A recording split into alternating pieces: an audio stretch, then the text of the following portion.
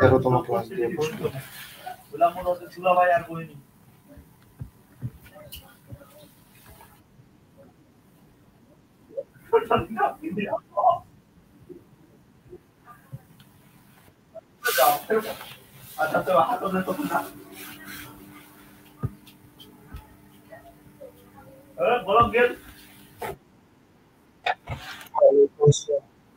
এই তো ভালো আছি। কেমন আছেন আপনারা?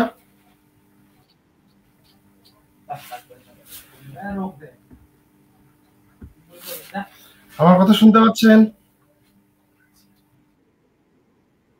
ওয়ালাইকুম সালাম। কেমন আছেন সবাই?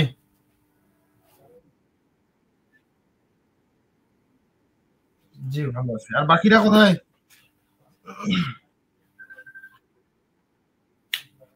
শীত তো আমাদের উত্তরবঙ্গে সব থেকে বেশি। না বিষয়টা হচ্ছে আপনাদের ক্লাস আমি ৮টায় নিতে চাইছিলাম। তো আমি বাইরে যেয়ে ৮টায় পড়ছি। আসতে পারিনি। তো এই জন্য মূলত একটু তাড়াহুড়ো করে এসে ৯টা তাও বেজে গেছে। কিছু করার ছিল না আজকে। যাদের ৯টার দিকে ক্লাস করতে সমস্যা হয়, যারা পরবর্তীতে এখন নাই হয়তো পরে রেকর্ড দেখবেন, বিষয়টা একটু ক্ষমার দৃষ্টিতে দেখবেন। কারণ হচ্ছে কাজে আটকে গেছিলাম বাইরে। ঠিক ভাবছিলাম যে আমি ৮টার মধ্যে আসতে পারবো, বাট রুমে আসতে পারিনি। আচ্ছা, পড়াশোনা কেমন হচ্ছে আপনাদের?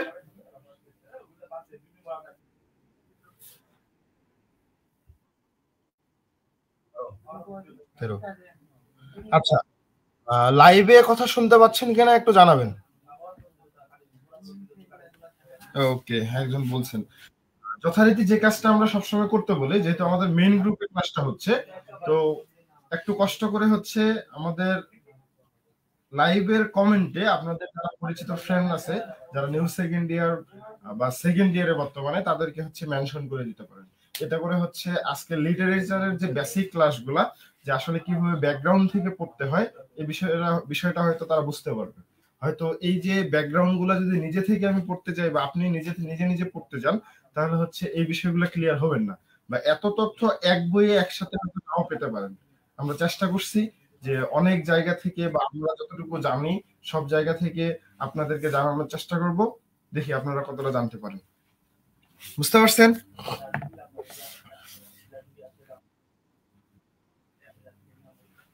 আচ্ছা, লিটারেচারের আমাদের বেসিক ক্লাসটা শুরুতে একবার হয়েছিল, তাই তো? ওকে, সেখানে কি ক্লাসটা বুঝতে পারছেন? ওকে, তা তো অবশ্যই। আপনারা অনেকেই হোমওয়ার্ক করতেছেন না, এই বিষয়টা একটু খেয়াল করবেন। কারণ হোমওয়ার্ক করলে আপনাদেরই উপকার। যারা ফার্স্ট ইয়ারে ছিলেন, হোমওয়ার্ক করেননি, তারা কিন্তু বুঝতে পারছেন, তারপরও একই ধাঁচে আপনারা এখনো চলতেছেন। তো আবার কিন্তু নিজেরাই ঝামেলায় পড়বেন। বুঝাইতে পারছি?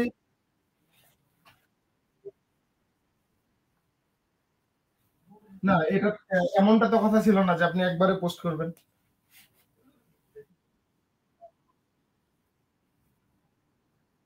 না, আপনি প্রতিদিনে আলাদা আলাদা করে হোমওয়ার্ক পোস্ট করবেন, এটাই বেটার। আচ্ছা, আজকে আমাদের টপিক কি?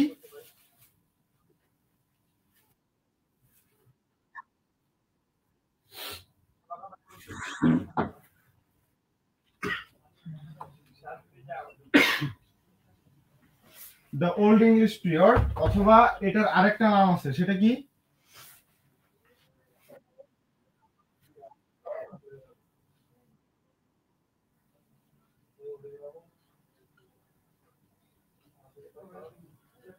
Anglo Saxon period. এই এজের ডিউরেশনটা কত?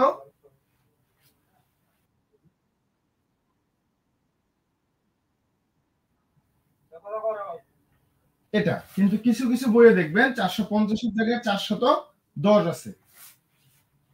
বুঝতে পারছেন?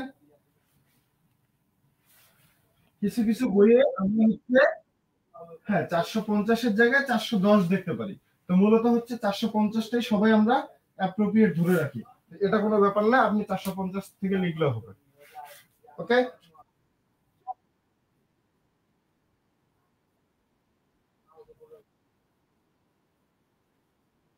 স্বাভাবিক। কারণটা হচ্ছে এটা হচ্ছে হিস্ট্রি, ইতিহাস।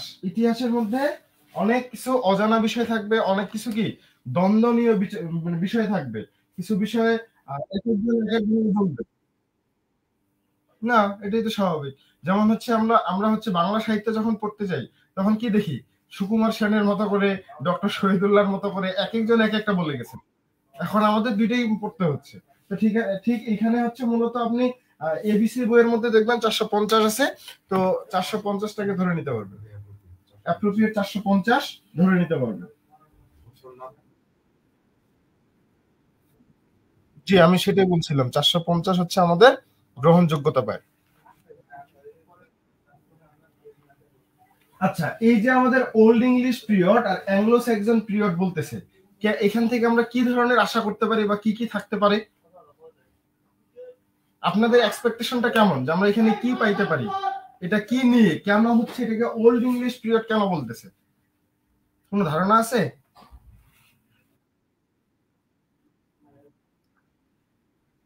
এখান থেকে আমাদের লিটারেচার শুরু হয়েছে। তো লিটারেচার শুরু মানে কি? আমাদের এই যে ইংল্যান্ড,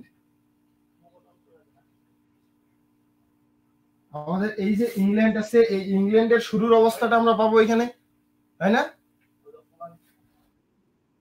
আচ্ছা, আমাদের এই যে ইংলিশ ল্যাঙ্গুয়েজ,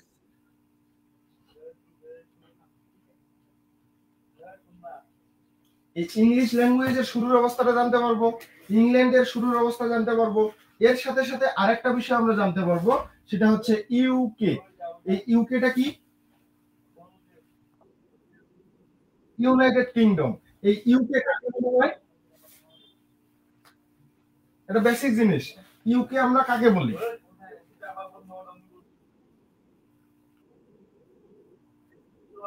হ্যাঁ, যুক্তরাজ্য, ইউনাইটেড কিংডম এটাই হচ্ছে যুক্তরাজ্য, এটা বাংলা। তো আমি ইংলিশটা বললাম, আপনি বাংলা বললে তো হবে না। আমাদের বলতে হবে যে ইউনাইটেড কিংডমটা আসলে এখানে একটা দেশ নাকি কয়েকটা দেশ নাকি কি, এটা কি দেশ নাকি কোনো নাম? কিসের নাম? আইডিয়া আছে? জানা আছে বিষয়টা?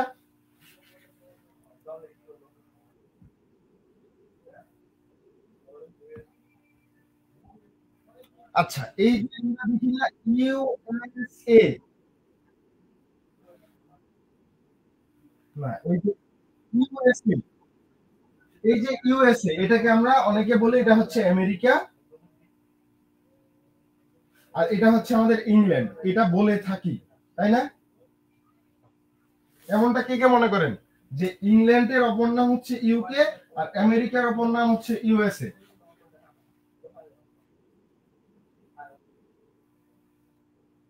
দুইটাই আমেরিকা।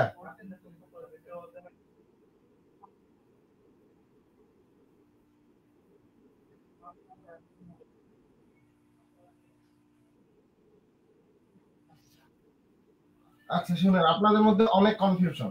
আমি ইংলিশ বলতেছি, অনেকে বাংলাটা বলতেছেন। এটাকে বলে যুক্তরাষ্ট্র, এটাকে বলতেছে যুক্তরাজ্য, বাংলা যেটা। এখন বিষয় হচ্ছে আমাদের যে বিষয়টা আসবে, এটা না ইংল্যান্ড না আমেরিকা, শুধু আমেরিকা না। যেমন ইউনাইটেড কিংডম, আমরা ইউনাইটেড কিংডমের মধ্যে 4টা দেশকে পাবো।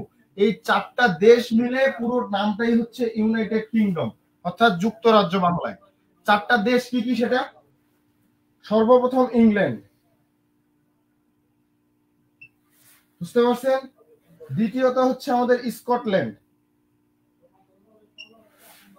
তৃতীয়ত যদি আমরা যাই তাহলে পাবো আয়ারল্যান্ড। এই 3টা দেশ আমাদের পরিচিত। অনেকে এই দেশের নাম জানেন কিনা আমি জানি না। ওয়েলস, ওয়েলস হচ্ছে একটা কান্ট্রি। এই ওয়েলস, এই 4টা দেশকে মিলে ইউকে বলা হয়। শুধুমাত্র ইংল্যান্ড একাই ইউকে না। ক্লিয়ার? ঠিক ইউএসএটাও এরকম, কিছু দেশ মিলে ইউএসএ গঠিত। এই পুরো দেশগুলোকে ইউএসএ বলে। ঠিক আছে? কথা বলেন।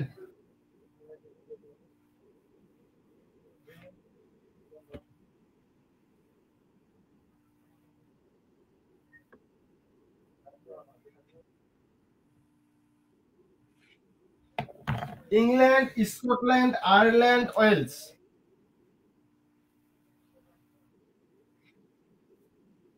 ওয়েলস।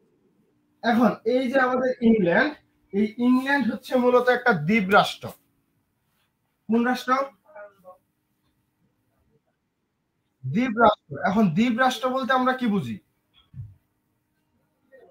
দুদিকে পানি, মাঝখানে একটা স্থল, মাঝখানে একটা স্থল, চারদিকে পানি, এটাকে বলতেছি আমরা দ্বীপ। তো ঠিক আমাদের এই ইংল্যান্ড হচ্ছে একটা দ্বীপ রাষ্ট্র। এই ইংল্যান্ড নামটা কিভাবে আসলো, এর উদ্ঘাটন বা হচ্ছে আমাদের এই অ্যাংলো স্যাক্সন জিনিসটা কি, তারপর হচ্ছে ওল্ড ইংলিশ পিরিয়ডে আমরা কি কি পাবো, এই বিষয়গুলো একটু আলোচনা শুরু করব। তো মূলত হচ্ছে আমাদের এই যে দ্বীপে বসবাস শুরু করে, ইংল্যান্ড যে দ্বীপটা, এটার নাম শুরুর দিকে ইংল্যান্ড ছিল না। তো কি নাম ছিল এটা আমরা উদ্ঘাটন করব। এই জায়গাটাতে বা এই দ্বীপটাতে শুরুর দিকে বসবাস করেছিল কারা, একটু মনে রাখবেন। তিনটা জাতি ছিল। এই তিনটা জাতি থেকে একটা জাতি হয়ে তারা হচ্ছে এখানে বসবাস করত। একটা হচ্ছে গোয়েলস। দ্বিতীয় নাম্বার হচ্ছে আমাদের ব্রাইথনস।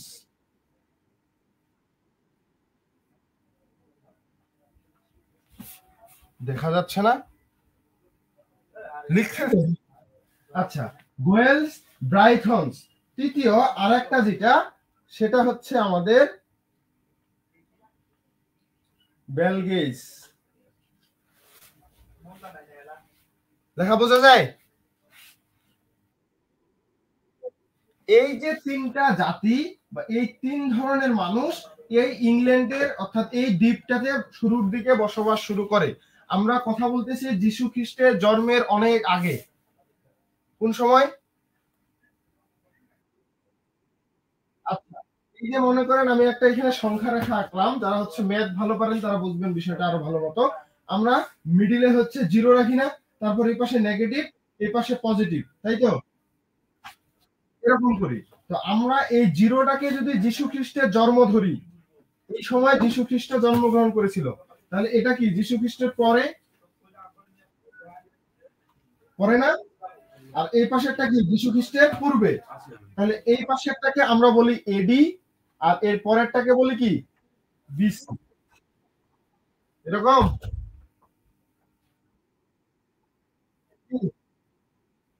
হ্যাঁ, এটাই দেখলাম যে আপনাদের ক্লাসে মনোযোগ আছে কিনা। দেখলাম যে আপনাদের মনোযোগটা আছে কিনা। যাক, মনোযোগ আছে। তাহলে আমরা এটাকে বলতেছি বিসি অর্থাৎ বিফোর ক্রাইস্ট। আরেকটা কি এডি। এই তো বলে দিচ্ছি। আচ্ছা, এখন বিষয়টা হচ্ছে আমরা যে এই পাশে চিন্তা করি, যদি এটা জিরো হয় তাহলে আমরা এই পাশে যত আগাবো তত কি সংখ্যাটা বাড়বে না কমবে? কিভাবে কমবে? এখানে যদি ১ হয়, এখানে ২, এখানে ১০০, তারপর ২০০, এই পাশে কি বাড়তেছে না?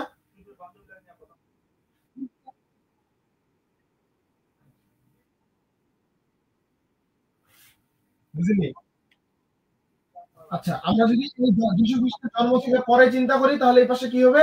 ২০০০, ২০২০, তারপর হচ্ছে কিছু বললেন? কারো কোনো কারো কোনো সমস্যা?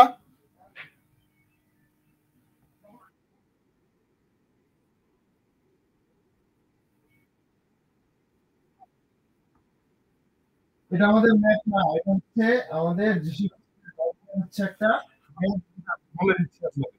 ম্যাথ না। আর এই জায়গায় কারো কোনো সমস্যা? আচ্ছা, আমাদের এই যে ২০০০, ২০২০, ২০৩০, ২০৫০ এভাবে যাচ্ছে। তো আমরা এটাকে কি বলি? খ্রিস্টাব্দ। আর এই পাশেরটাকে বলি খ্রিস্টপূর্ব। ক্লিয়ার? এখন এই বিষয়টা আমাদের কাজে লাগবে। তাহলে আমরা এখন যে বিষয়টা আলোচনা করতেছি, এটা হচ্ছে আমাদের যীশু খ্রিস্টের জন্মের অনেক আগে। ক্লিয়ার? অর্থাৎ খ্রিস্ট পূর্ব। তো এই যে তিনটা জাতি, গোয়েলস, ব্রাইথনস, তারপর কি বেলজিয়াস, এই তিনটা জাতি মূলত এই তিনটাকে একসাথে বলা হয় কেল্টিক।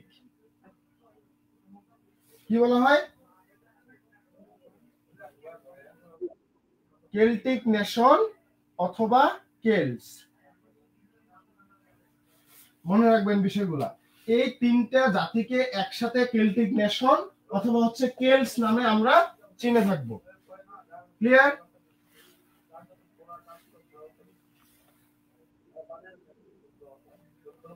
আচ্ছা, তাহলে আমরা এই যে তিনটা জাতিকে পাইলাম, এই তিনটা জাতি অবশ্যই কি তারা কোনো একটা ভাষায় কথা বলতো।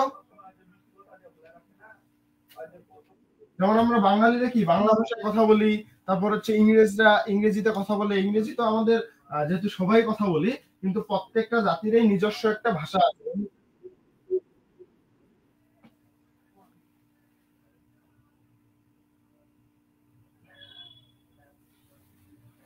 এখানে শুধু এজ আছে, আর কিছু নেই।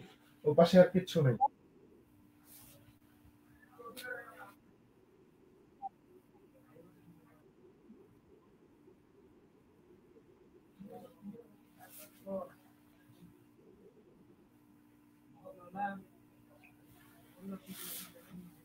ঠিক আছে?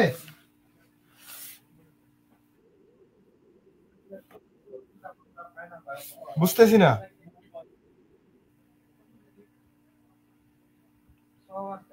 আপনি মনে হয় জুম বেশি করে ফেলছেন, এই জন্য এমন হচ্ছে।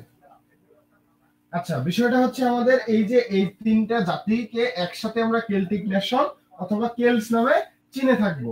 তো এই তিনটা জাতি তো কথা বলতো, তাদের কথা বলার তো একটা আঞ্চলিকতা আছে। যেমন আমাদের বাংলাদেশে আমাদের প্রত্যেকটা অঞ্চল ভেদে বা প্রত্যেকটা জেলায় এক এক জেলায় এক এক ধরনের আঞ্চলিকতা ফুটে ওঠে। যেমন এই যে আমি কথা বলতেছি, আমার কথা বলার মধ্যেও দুই একটা আঞ্চলিকতা কিন্তু চলে আসে।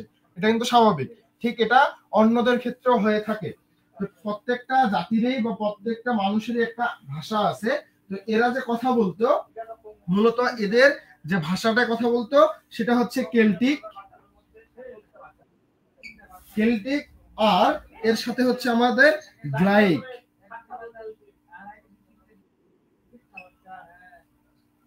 এই দুইটা ভাষায় তারা হচ্ছে কথা বলতো।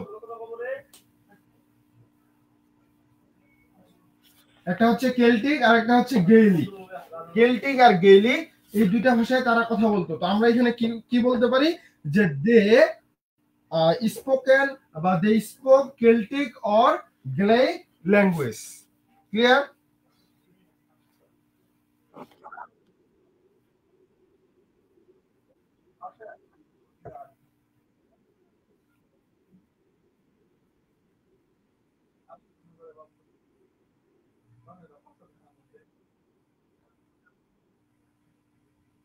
আচ্ছা, এতটুকু ক্লিয়ার হয়েছে?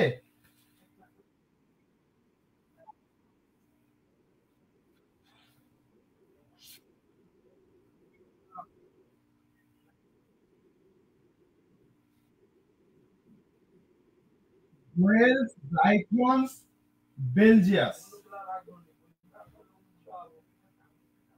ঠিক আছে? এই যে তিনটা জাতি, এই তিন ধরনের মানুষদেরকে একসাথে কেল্টিক নেশন বলা হয় অথবা হচ্ছে কেল্টস বলা হয়।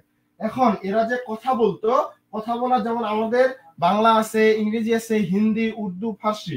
ঠিক এদের যে ভাষাটা, একটা নাম হচ্ছে কেল্টিক আর একটা নাম হচ্ছে গেইলিক। ঠিক আছে? আমি সেটাই বলতেছিলাম যে এই তিনটা জাতি এই দুইটা ভাষায় তারা হচ্ছে কথা বলতো। একটা হচ্ছে কেল্টিক আর একটা হচ্ছে গেইলিক। এই দুই ধরনের ভাষায় কথা বলতো। সবাই তো আর কেল্টিকে কথা বলতো না, আর সবাই গেইলিকে কথা বলতো না। কিছু ধরনের পার্থক্য বা তিনটা জাতি মিলেমিশে এই কথাগুলো বলতো। এমন আমরা অনেকে বাংলা পারি, এর সাথে হিন্দি পারি। যেমন আপনি যদি ভারতের ক্ষেত্রে খেয়াল করেন, ভাষার কোনো শেষ আছে তাদের? না, তারা তো সব ভাষায় কথা বলতে পারে। এমন কিছু মানুষ আছে সব ভাষায় কথা বলতে পারে। যেমন আপনি এখানে আছেন যে এমন অনেকে আছেন বাংলার সাথে ইংরেজি পারেন, হিন্দি হিন্দি পারেন, আরবি পারেন, উর্দু পারেন, এরকম অনেক আছে। আবার অনেকে ফার্সি ভাষা অর্থাৎ ফরাসি ভাষাটাও বলতে পারে। তো এরকম হচ্ছে এই তিনটা জাতি মিলে আমাদের এই দুইটা ভাষায় তারা কথা বলতো। ক্লিয়ার?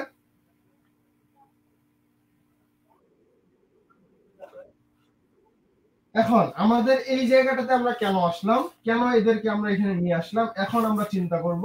এখন আমরা চলে আসব যীশু খ্রিস্টের পরে। যীশু খ্রিস্টের জন্মের পর অর্থাৎ আমাদের 55 বিসি, 55 বিসিতে অর্থাৎ আমাদের যীশু খ্রিস্টের জন্মের 55 কি পরে না আগে? 55 বছর পূর্বে অবস্থাটাতে আমরা আসব। এই যে আমাদের কেল্টিক নেশন, তাহলে কেল্টিক নেশন বলতে আমাদের এই তিনটা জাতি চলে আসতেছে। আসতেছে যদি আসে, তাহলে আমাদের এই কেল্টিক নেশনদের উপর আক্রমণ করে, অ্যাটাক করে হচ্ছে রোমানরা। কারা আক্রমণ করে? এটা কত সালের দিকে?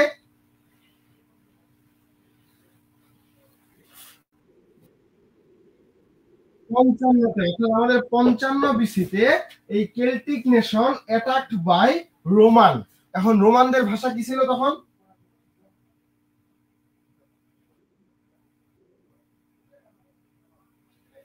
রোমানদের ভাষা হচ্ছে ল্যাটিন।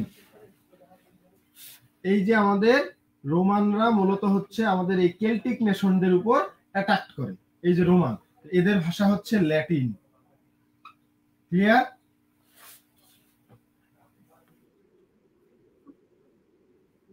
রোমানদের ভাষা হচ্ছে ল্যাটিন।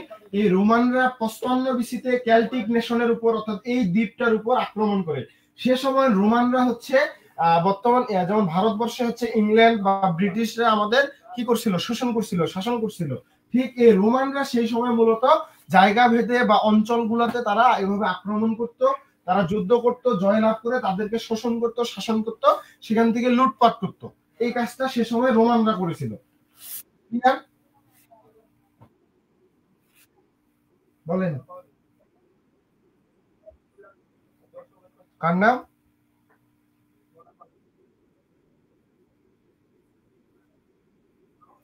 দ্বীপের নাম তো এখন পর্যন্ত এখানে আসেনি, পরবর্তীতে ইংল্যান্ড আসে। এটা হচ্ছে নাম কোনোই ছিল না সে সময়ে। এই যে কেল্টিক নেশন আসলো, তার মানে এখানে এই সময় তারা হচ্ছে কেল্টিকরা বেশি ছিল। অর্থাৎ এই তিনটা যে জাতি ছিল, এই তিনটা জাতির মানুষদেরকে তখন কেল্টিক বলা হতো। কিন্তু এই দ্বীপের নাম তখন পর্যন্ত সেভাবে স্পেসিফিক ভাবে বলা হতো না। ক্লিয়ার?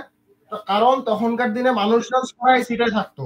বর্তমানে যেমন হচ্ছে বাংলাদেশ, ভারত, শ্রীলঙ্কা, পাকিস্তান, আফগানিস্তান এরকম একটা নাম আছে, সে সময় এত কিছু দরকার ছিল না। তো এই রোমানরা মূলত এই কেল্টিক নেশনের উপর আক্রমণ করেছিল 55 বিসিতে। বুঝতে পারছেন? এবং আমরা এখানে বলতে পারি এই যে রোমানদের কার নেতৃত্বে রোমানরা মূলত এই তিনটা জাতি অর্থাৎ কেল্টিক নেশনের উপর আক্রমণ করেছিল? কার নেতৃত্বে? অবশ্যই একজন তো লিডার ছিল, একজন তো লিড করেছিল। তার নাম কি? জি, জুলিয়াস সিজার। জুলিয়াস সিজার, এই জুলিয়াস সিজারের নেতৃত্বে রোমানরা আমাদের কেল্টিক নেশনের উপর আক্রমণ করেছিল। বুঝতে পারছেন? কত সালে? In 55 BC. ঠিক আছে? আমাদের এই 55 বিসিতে মূলত Celtic nation attacked by the Romans by Julius Caesar বা lead by Julius Caesar in 1555 BC. এখন এই যে এখানে তিনটা জাতি ছিল কেল্টিক নেশনের মধ্যে, এই তিন ধরনের মানুষদের মধ্যে ব্রাইথনস ছিল আমাদের সব থেকে বেশি পরিমাণে। কারা ছিল সব থেকে বেশি পরিমাণে? ভাইকিংস। এরপরে যখন রোমানরা আক্রমণ করলো, তখন কেল্টিক নেশন বাদ দিয়ে তারা এখানে নাম রাখলো, যেহেতু রোমানরা আক্রমণ করেছিল, তাহলে এটা হয়ে গেল রোমান। এখন ওরা দেখলো এই তিনটা জাতির মধ্যে কারা সব থেকে সেখানে বেশি মানুষ ছিল, সেটা ছিল ব্রাইথনস। কারা ছিল? ব্রাইথনস। এই ব্রাইথনস থেকে তারা হচ্ছে নাম রাখলো ব্রিটন। কি নাম রেখেছিল? Roman Britton. ক্লিয়ার? এখন আমাদের ভারতবর্ষে যখন ইংরেজরা শাসন করলো, পর্তুগিজরা শাসন করলো, মুঘল সাম্রাজ্য শাসন করলো, এই সময় বাঙালিদের ভাষা বাংলায় ছিল, সংস্কৃত ছিল। ইংরেজরা আসার পরে তাদের ভাষা আসলো, পর্তুগিজদের ভাষা আসছিল। এইভাবে আসার কারণে আমাদের বাংলাটাও কি একটা সংকর ভাষা হয়ে গেছে না? ঠিক এরকম কেল্টিক নেশনের ভাষা কি দেখলাম আমরা? একটা হচ্ছে গেইলিক, আরেকটা হচ্ছে স্পিকার অফ করে নিয়েন যারা হচ্ছে অন রাখতেছেন, বাঁচতেছে সাইডে। তো তারা হচ্ছে প্রথমে নাম তাদের ভাষা ছিল কেল্টিক আর একটা হচ্ছে গেইলিক। এই দুইটা ভাষার সাথে নতুন করে যুক্ত হইল ল্যাটিন। যেমন হচ্ছে কি করেছিল, ইংরেজরা যখন আসলো ভারতবর্ষের মানুষদেরকে ইংরেজি শেখানোর চাইতে তারাই বাংলা শিখে গেছিল। কিন্তু ওই যে তারা আসলো, কিছু মানুষ হইলেও তো ইংলিশটাকে তারা গ্রহণ করেছিল এবং তারা এই ইংলিশটাকে শিখেছিল। কি শিখেনি? তো ঠিক এরকম এই যে এই জায়গার মানুষটা, অর্থাৎ বর্তমান আমাদের নাম হয়ে গেল রোমান ব্রিটন, কেল্টিক থেকে নাম হলো রোমান ব্রিটন। এই রোমান ব্রিটনের মানুষরা এখন তারা তিনটা ভাষায় কথা বলতেছে, একটা হচ্ছে ল্যাটিন, আর একটা হচ্ছে গেইলিক, আর একটা হচ্ছে কেল্টিক। কয়টা হলো? তিনটা। এই যে রোমানরা ছিল, এই রোমানরা আসার সাথে সাথে সাথে তারা সবাই ছিল খ্রিস্টিয়ান, অর্থাৎ খ্রিস্টিয়ানিটি তাদের মধ্যে ছিল। বুঝতে পারছেন? অর্থাৎ খ্রিস্ট যে আছে, কি বলে, খ্রিস্টান, যেটা আমাদের খ্রিস্টান রিলিজিয়ন, এই রিলিজিয়নটা অর্থাৎ খ্রিস্টিয়ানিটি তাদের সাথে ছিল। কিন্তু এতদিন এই কেল্টিক নেশনরা কোন রিলিজনের মধ্যে ছিল? কোন রিলিজিয়নের মধ্যে ছিল বলতে পারবেন? আচ্ছা, এরা হচ্ছে পেগান। পেগান ধর্ম, মানে পেগানের প্রতি তারা হচ্ছে আহ প্রতি মানে কি বলে, নিয়োজিত ছিল তারা। হ্যাঁ, এই জন্য তাদেরকে পেগানিজম বলা হয়। অর্থাৎ এই যে পি পি এ জি জি, কোন জায়গায়? এটা তো আমি বলি নাই এখন। আচ্ছা, আবার বলেন।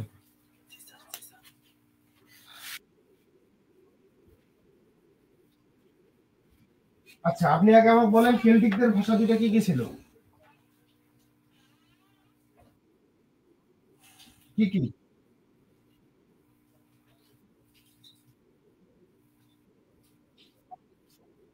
গেইলিক। গেইলিক। পরবর্তীতে রোমানদের ভাষা কি ছিল? রোমানদের ভাষা কি? ল্যাটিন। তাহলে এই যে তিনটা। আচ্ছা, এই যে পেগান, এখন তারা হচ্ছে এই পেগানদের প্রতি, বা পেগান, তারা ছিল পেগান ধর্মে বিশ্বাসী। এখন পেগানটা কি জিনিস? পেগান হচ্ছে, আমরা যেমন প্রত্যেকটা হিন্দু, মুসলিম, বৌদ্ধ, খ্রিস্টান প্রত্যেকটা কি এক ঈশ্বরে বিশ্বাসী না? কিন্তু এই পেগানরা ছিল বহু ঈশ্বরবাদ, অনেক ঈশ্বরে বিশ্বাসী ছিল তারা। তারা এক একজন দেবতাকে এক একজন ঈশ্বর ভাবত। বুঝতে পারছেন?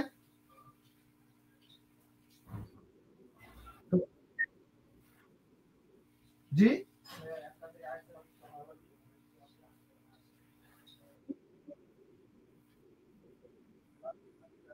এই যে আমার কথাটা বুঝতে পারলি, আমি বলছিলাম হিন্দু, মুসলিম, বৌদ্ধ, খ্রিস্টান সবাই হচ্ছে এক ঈশ্বরে বিশ্বাসী।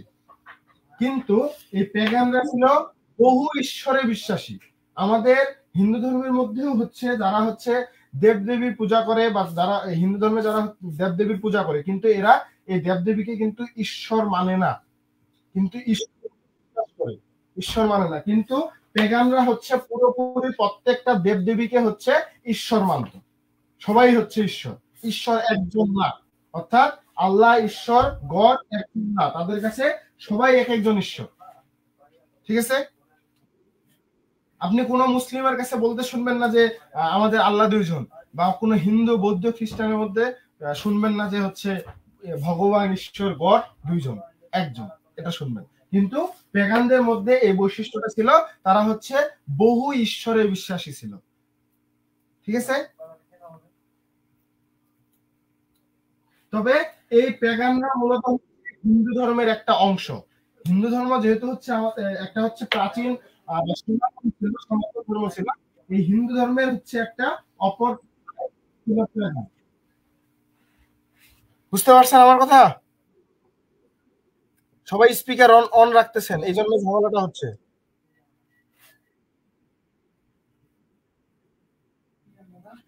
আমি তো বারবার আপনাদের বলতেছিলাম যে আপনারা কষ্ট করে একটু হচ্ছে মিউট করে নেন, যখন কথা বলবেন একজন স্পিকার অন করে কথা বলেন। একজন একজন করে, এটা বেটার। কারণ হচ্ছে ক্লাসটা রেকর্ড হচ্ছে, এই ক্লাসটা রেকর্ড পরবর্তীতে শুনতে আপনাদের তখন বিরক্ত লাগবে। আচ্ছা, এখন আবার আমরা এই জায়গায় ফিরে আসি। এই যে পেগান, যারা পেগানদের প্রতি বিশ্বাসী ছিল, এদের সাথে এদেরকে আমরা পেগানিজম বলে থাকি। কি বলি? পেগানিজম। এখন এই প্যাগানিজমে বিশ্বাসী ছিল যখন রোমানরা এই আমাদের মূলত হচ্ছে রোমান ব্রিটন হইলো কেল্টিক নেশনের উপর আক্রমণ করলো, এরা হচ্ছে এদের সাথে আমাদের খ্রিস্টিয়ানিটি ওরা নিয়ে আসলো এদের এখানে। আনার পরে মূলত হচ্ছে এই খ্রিস্টিয়ানিটি অনেকেই গ্রহণ করেছিল, অনেকেই গ্রহণ করেনি। এটার আর একটা গল্প আছে, এটা আমি পরে বলতেছি। তো আমরা একটু সামনের দিকে আগানোর চেষ্টা করি। এই যে আপনি বাঙালি, দাঁড়ান, পেগানিজম কেন বলতে এটা বলি। আপনি হচ্ছে বাংলাদেশের মানুষ, তো আপনাকে কি বলবে? বাংলাদেশী। তো তারা পেগান ধর্মে বিশ্বাসী ছিল, এই জন্য তাদেরকে পেগানিজম বলা হয়। আপনার হচ্ছে যেমন রিলিজিয়ন হচ্ছে মুসলিম, আমাদের হিন্দু। এখন হিন্দুকে হলো বলা হয় হচ্ছে হিন্দুইজম। আমি জানি না এই জিনিসগুলো জানেন কিনা। হিন্দুইজম তো ঠিক সেরকম পেগানটাকে পেগানিজম বলা হতো। ক্লিয়ার?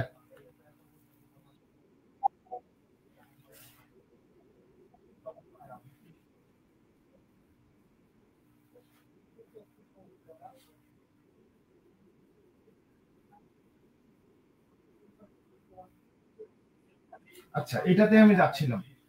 মূলত হচ্ছে রোমানরা তো সেই সময় যে ধর্মটা মানে তাদের মধ্যে ছিল, বিশ্বাসী ছিল, সেটা কিন্তু পরবর্তীতে আসে। তো তারা যখন আসলো, আসার পরে এই যে আমি যে খ্রিস্টিয়ানিটির ঘটনাটা বললাম, সেটা হচ্ছে প্রায় যীশু খ্রিস্টের জন্মের অনেক বছর পরে চলে আসছে। কারণ তারা এতদিন শাসন করছে, শোষণ করছে, তাদেরকে লুটপাট করছে। তো এটা প্রায় অনেক সময় পরে, প্রায় 390 খ্রিস্টাব্দ বা যীশু খ্রিস্টের পরে, বা 390 বা 400 সালের দিকে মূলত হচ্ছে এই রোমানদের সাথে একজন কিছু হচ্ছে পাদ্রী বা কিছু হচ্ছে, যেমন আমরা বলি না যে অলিয়া উলিয়ারা আসে, তো এরকম রোমানদের ওইখান থেকে কিছু মানুষ আছে, আসে, তারা হচ্ছে এই খ্রিস্টিয়ানিটিটা এই রোমান ব্রিটন জাতির উপরে অর্থাৎ কেল্টিক নেশনের উপরে বিস্তার প্রভাব করে। বুঝতে পারছেন?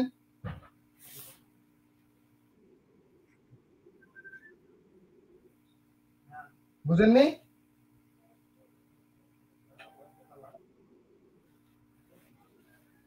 আচ্ছা, এটা প্রায় হচ্ছে 599 সালের দিকে, 599 এডিতে খ্রিস্টাব্দতে একজন হচ্ছে নাম ছিল আগাস্টাইন। এই অগাস্টাইন মূলত হচ্ছে এই খ্রিস্টিয়ানিটিটা মানে প্রভাব বিস্তার করে কেল্টিক নেশনের উপর, অর্থাৎ রোমান ব্রিটনের উপর। ক্লিয়ার? কত সালে?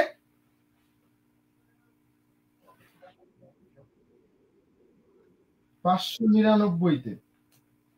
তো এখন আমরা চলে আসি, এই যে আমাদের রোমান ব্রিটন পাইলাম, এরপরে আমরা এখানে এখন খুঁজবো হচ্ছে আমাদের প্রায় 390 এই জায়গাটাতে পরে আমি এমনিতে আলোচনা করতাম, কিন্তু আপনারা বললেন এই যে আমাদের 390 বা 400 এডিতে, অর্থাৎ যীশু খ্রিস্টের জন্মের অনেক পরে 390 বা 400 সালের শেষের দিকে এই রোমানরা যে আক্রমণ করে রোমান ব্রিটন হয়েছিল, এই রোমান ব্রিটনের জায়গা থেকে রোমানরা মূলত নিজের ইচ্ছায় চলে যায়। কারণটা হচ্ছে তাদের এই যে কেল্টিক নেশনের উপর এত পরিমাণে তারা জুলুম, অত্যাচার, শোষণ করেছিল, এদের লুটপাট করার পরে তাদের কাছে আর কিছুই থাকে না। তারা শুধুমাত্র মানে দুর্ভিক্ষর মধ্যে থাকে, তাদের মানুষগুলো ছাড়া আর কিছুই ছিল না সেখানে। এই জন্য সেখান থেকে রোমানরা দেখে যে আমাদের এই রোমান ব্রিটনে থেকে আর কোনো লাভ নেই, এই জন্য সেখান থেকে রোমানরা চলে যায়। বুঝতে পারছেন? তো রোমানরা চলে যাওয়ার পর এই জায়গাটার নাম হয় ব্রিটন। কথা বলেন। জি।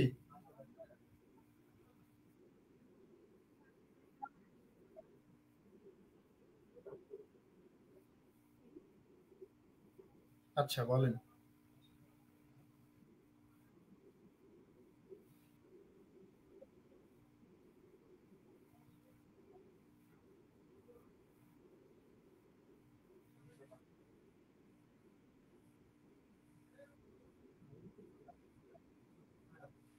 97 নামটা কি অগাস্টাইন ছিল?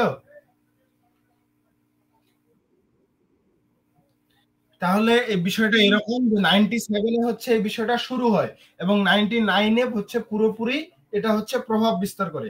আপনি যেখান থেকে পড়ছেন সেটা বইটার নাম কি?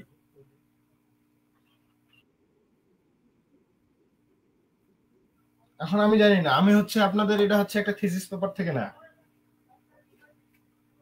যে থিসিস পেপারটা পাবলিশড হইছে সেই থিসিস পেপার থেকে ইংল্যান্ডের এক থিসিস পেপার থেকে এই 1599 অগাস্ট 10 এটা হচ্ছে নেওয়া।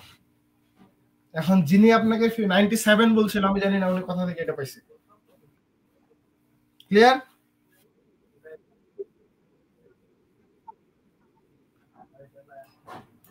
ঠিক আছে?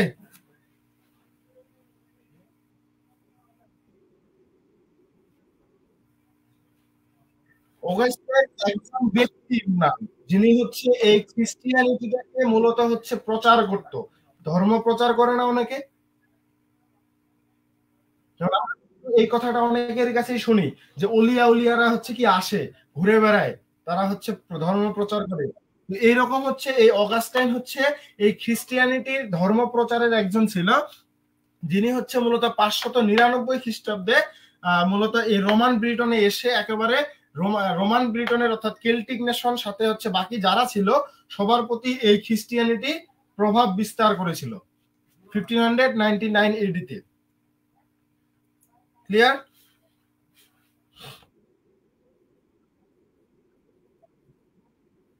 এটা হচ্ছে কেল্টিক নেশনদেরকে রোমানরা হচ্ছে আক্রমণ করে। সে সময় স্পেসিফিক ভাবে কোনো দেশের নাম ছিল না। রোমানও হচ্ছে একটা জাতির নাম। এই রোমান জাতিটা কেল্টিক নেশনের উপর আক্রমণ করে পরবর্তীতে তারা হচ্ছে শাসন শুরু করে তখন তারা হচ্ছে ওই জাতিটা হয়ে যায় রোমান ব্রিটন। তারা নিজের এই নাম দিয়েছিল যে আমরা যেহেতু রোমান তারা ছিল হচ্ছে ব্রাইথনসরা সব থেকে বেশি ছিল এই জন্য এই ব্রাইথনসের নাম অনুসারে ব্রিটন নেওয়া হয় এবং রোমান ব্রিটন পুরো জাতিটার নাম দেওয়া হয়। ক্লিয়ার? এই যে এক ধাপ আগে গেলে কেমনে হবে? আমি তো সিকোয়েন্স অনুযায়ী বলে যাচ্ছি। আচ্ছা এরপরে আমরা যাই 390 থেকে 400 এডির মধ্যে স্পেসিফিক টাইমটা আমরা বলতে পারতেছি না। এই সময় মূলত হচ্ছে আমি যেখানে পাইছি সেখানে এভাবে আছে যে 390 অথবা 400 এডির দিকে রোমানরা হচ্ছে এই রোমান ব্রিটন এই জাতিটা থেকে তারা সরে যায়, তারা সবাই এই জায়গা থেকে চলে যায় কিন্তু তাদের যে ল্যাটিন ভাষা এটা কিন্তু রেখে যায়।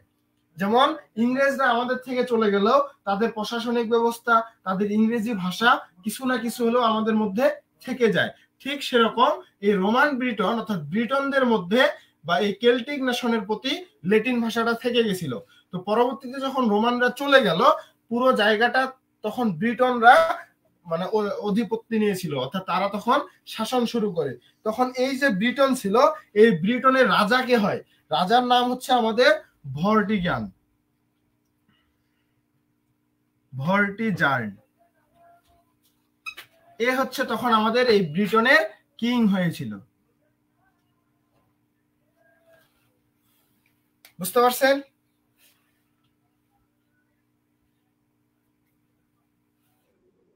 তাহলে কি এটা আমাদের এই ভর্টিজার যখন রোমানরা চলে গেল তখন এই ব্রিটন জাতিটাকে তো শাসন করতে হবে বা এই ব্রিটন জাতির তো একজন প্রতিনিধি দরকার। এই প্রতিনিধি হিসেবে তখন ভর্টিজান তাদের রাজা হয়। তো এই ভর্টিজান রাজা হওয়ার পর সে সময় আমাদের আরো দুইটা জাতিকে আমরা পাই। একটা হচ্ছে পিক্স আর একটা হচ্ছে আমাদের স্কটিক। পিক্স আর একটা হচ্ছে স্কটিক স্কটিক এই যে পিক্স আর স্কটিক এখন এই পিক্স কারা স্কটিক কারা এই জিনিসটাকে আমাদের জানতে হবে। মূলত হচ্ছে এই পিক্স হচ্ছে পূর্বের যারা ছিল।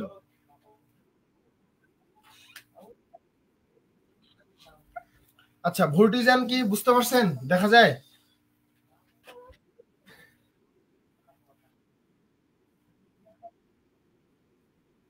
রাজা হইল ভোল্টিজান। এখন এই যে ভোল্টিজান আমাদের রাজা তো এ সময় মূলত নতুন দুইটা জাতি একটা হচ্ছে পিক্স আর একটা হচ্ছে কে স্কটিক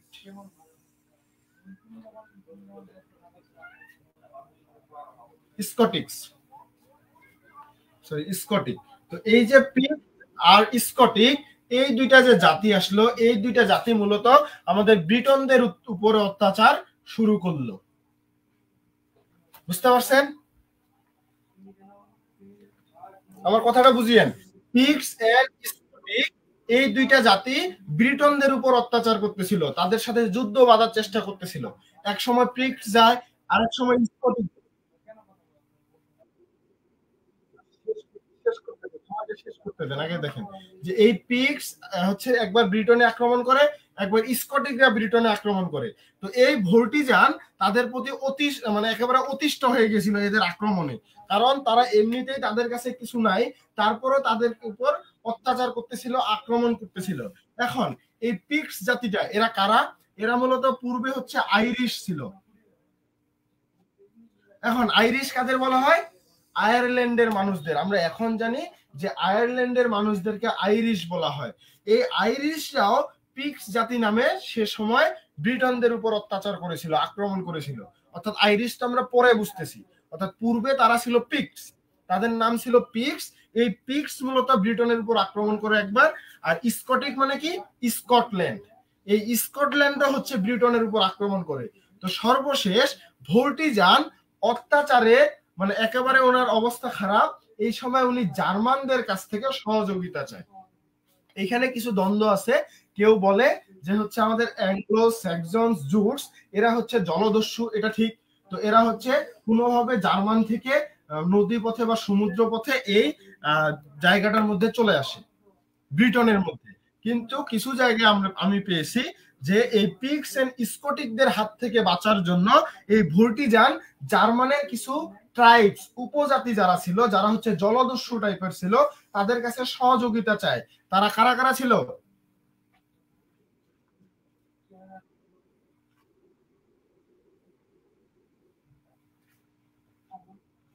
অ্যাঙ্গেলস, স্যাক্সন, জুটস। এই যে তিনটা ট্রাইবস, এটা হচ্ছে থ্রি ট্রাইবস বলা হয়। ক্লিয়ার?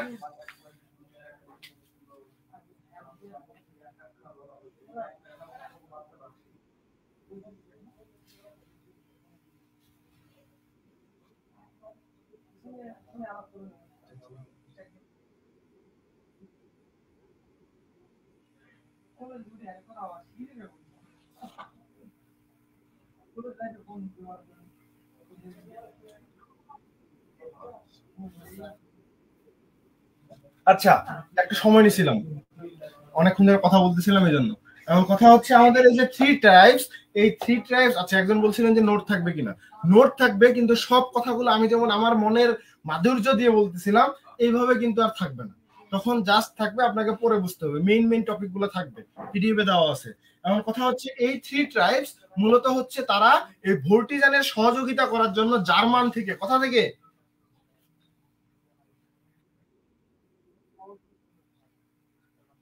এই জার্মানি অর্থাৎ জার্মান থেকে এই তিনটা উপজাতি আসে এই ভোল্টিজানকে রক্ষা করতে, অর্থাৎ ব্রিটনকে রক্ষা করতে। তো অপরদিকে ছিল আয়ারল্যান্ড অর্থাৎ পিক্স আর স্কটিক। এই দুইটা জাতির বিরুদ্ধে যুদ্ধ করে এই অ্যাংলো স্যাক্সন জুটস এই জলদস্যুরা জয় লাভ করে। অর্থাৎ তাহলে জয়লাভ শেষে কার হলো? ভোল্টিজানের হলো। সাপোজ আপনাদের দুই বন্ধুর মধ্যে মারামারি হলো, দুই দলেরই লোক আসলো, একজন একদিকে বেশি, তারা কিন্তু জয়লাভ করে। ঠিক এখানে তিনটা জাতি ছিল, তাদের অনেক মানুষ ছিল, আর অপরদিকে দুইটা জাতির মধ্যে কিছু কম সংখ্যক মানুষ ছিল।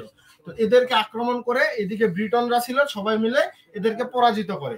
কিন্তু ভোল্টিজানের সাথে এদের চুক্তি হয়েছিল এমন যে এরা হচ্ছে আসবে, তাদেরকে সহযোগিতা করবে এবং চলে যাবে। আবার যদি এদের কখনো সহযোগিতা লাগে জলদস্যুদের, তাহলে হচ্ছে ভোল্টিজানের ব্রিটন তাদের পুরোপুরি ভাবে সহযোগিতা করবে। ক্লিয়ার? তো এখন বিষয়টা হলো কোথায়, অ্যাংলো স্যাক্সন জুটস এরা তো জলদস্যু, এদের কাজটাই হচ্ছে মানে হচ্ছে তাদের মধ্যে সন্ত্রাসী কুচক্রি এই ধরনের মনোভাব সব সময় থাকে। এরা হচ্ছে ভোল্টিজানের সাথে যে চুক্তি ছিল, এই চুক্তি ভেঙে তারাই মূলত ব্রিটনের শাসন কার্য, রাজকার্য চলমান শুরু করে। তারা মূলত তখন ব্রিটনকে এই তিনটা জাতি শাসন করা শুরু করে। ক্লিয়ার? একজন বলছিলেন পিক্স কারা, এরা কি অন্য জাতি কিনা, তার প্রশ্নের উত্তর পাইছেন? আচ্ছা, এই যে তিনটা জাতি আসলো, এরা হচ্ছে ব্রিটনকে হচ্ছে কি মূলত শাসন করা শুরু করলো। এই যে এই তিনটা উপজাতি, এদের মধ্যে এই যে যে সিকোয়েন্স আছে অ্যাঙ্গেল, স্যাক্সন, জুটস, এই তিনটা জাতির এই সিকোয়েন্স যেটা আছে এই অনুযায়ী তাদের জনসংখ্যা ছিল। এরা ছিল সব থেকে বেশি, তাদের থেকে কম ছিল স্যাক্সনরা, সব থেকে কম ছিল জুটসরা, সংখ্যায় একেবারেই কম ছিল জুটসরা। তো এই যে অ্যাঙ্গেলসরা সব থেকে বেশি ছিল, এই জন্য পরবর্তীতে এই যে আমাদের দ্বীপটা ছিল, একটু মিউট করে নেন। এই যে আমাদের অ্যাঙ্গেলসরা সব থেকে বেশি পরিমাণে ছিল, এরা আসার পর থেকে আমাদের এই যে দ্বীপটা ছিল, এই দ্বীপটার একটা নামকরণ করা হয়। এই দ্বীপটার নাম তখন হয়ে যায় এংলাল্যান্ড। কি নাম হয়?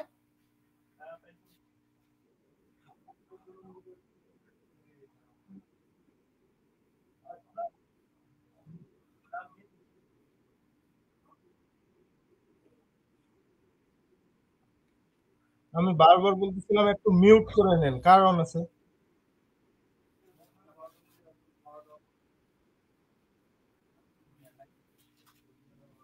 আচ্ছা, সবাই অফ করে নেন। কি আমার কথা কি বুঝতে সমস্যা হচ্ছে, নাকি ক্লাস ভালো লাগে না, কোনটা? তাহলে এই ধরনের হজবরল অবস্থা তৈরি করতেছেন কেন?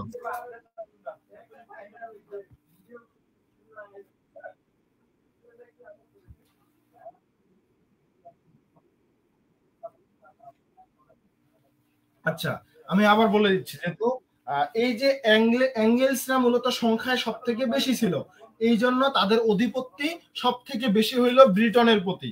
এখন কিভাবে হইলো সেটা আমি বলি, তারপর ইংল্যান্ডের বিষয়টাতে যাই। এই যে আমাদের অ্যাঙ্গেলস, আমি একটু বোর্ডটা ক্লিন করে নিই, জায়গা লাগবে।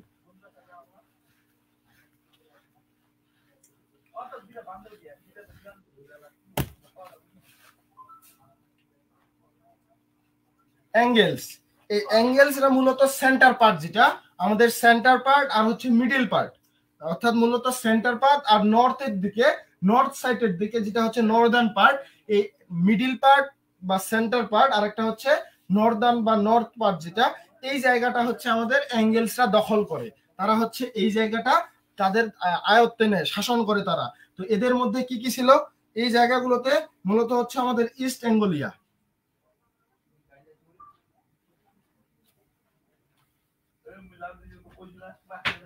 ইস্ট অ্যাঙ্গেলিয়া, তারপর হচ্ছে এই জায়গায় আমরা পাবো হচ্ছে মিডিল অ্যাঙ্গেলিয়া। এই তপন, একটু আসতে। ইস্ট অ্যাঙ্গেলিয়া, মিডিল অ্যাঙ্গেলিয়া, তারপর হচ্ছে আমাদের মেরিকা, আবার আমেরিকা ভাবেন না কেউ। ইস্ট অ্যাঙ্গেলিয়া, মিডিল অ্যাঙ্গেলিয়া, মেরিকা, তারপর হচ্ছে নর্দাম্বিয়া এন্ড নর্দাম্বিয়া, নর্দাম্বিয়া।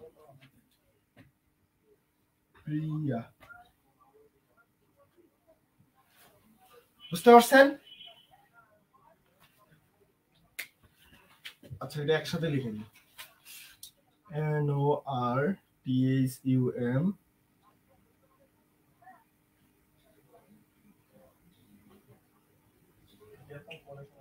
এই জায়গাগুলো তারা, এই যে অ্যাঙ্গেলসরা মূলত তাদের যে মিডিল পার্ট আর হচ্ছে আমাদের নর্থ সাইডটা তারা নিল, তখন কিছু কিছু জায়গাগুলোর নাম তারা দিল ইস্ট অ্যাঙ্গেলিয়া, মিডিল অ্যাঙ্গেলিয়া, মেরিকা এন্ড নর্দাম্ব্রিয়া। এই জায়গাগুলো কিন্তু ইংল্যান্ডে বর্তমানেও বিদ্যমান আছে। আপনি যদি গুগল করেন এই জায়গাগুলোর নাম এখনো পাবেন। ক্লিয়ার?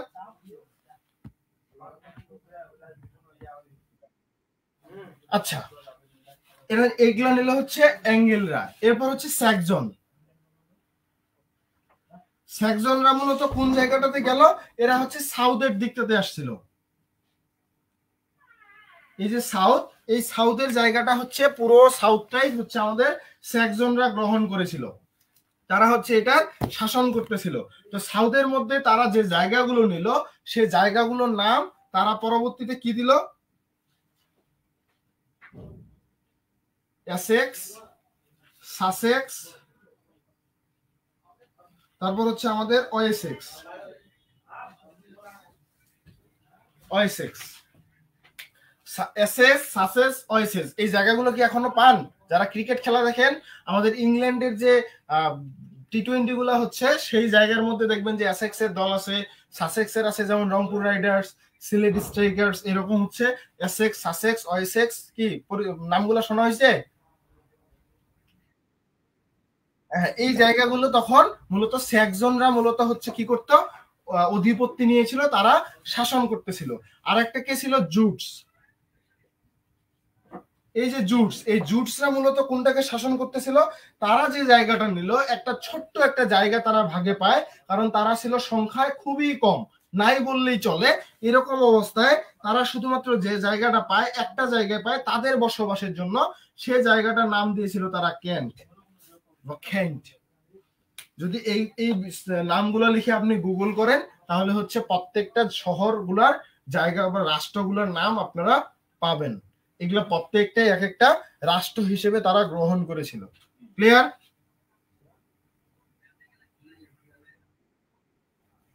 এই তিনটা বিষয় ক্লিয়ার হয়েছে। এখন যেহেতু অ্যাঙ্গেলসরা বেশি ছিল, এই জন্য তারা হচ্ছে চেষ্টা করলো এই যে দ্বীপটা ছিল, এই দ্বীপটার নাম দেওয়ার। তারা কি নাম দিবে? সবাই মিলে চিন্তা করলো, যেহেতু তারা বেশি ছিল, তাদের নামটাই গ্রহণযোগ্যতা পেয়েছিল। তাহলে তাদের নামটা কি ছিল?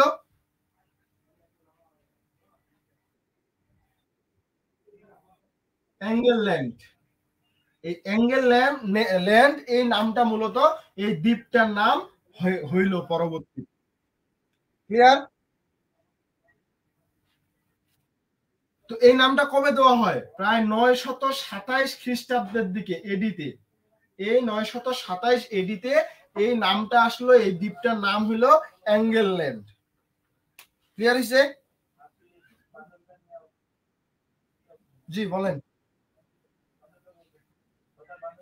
বলেন।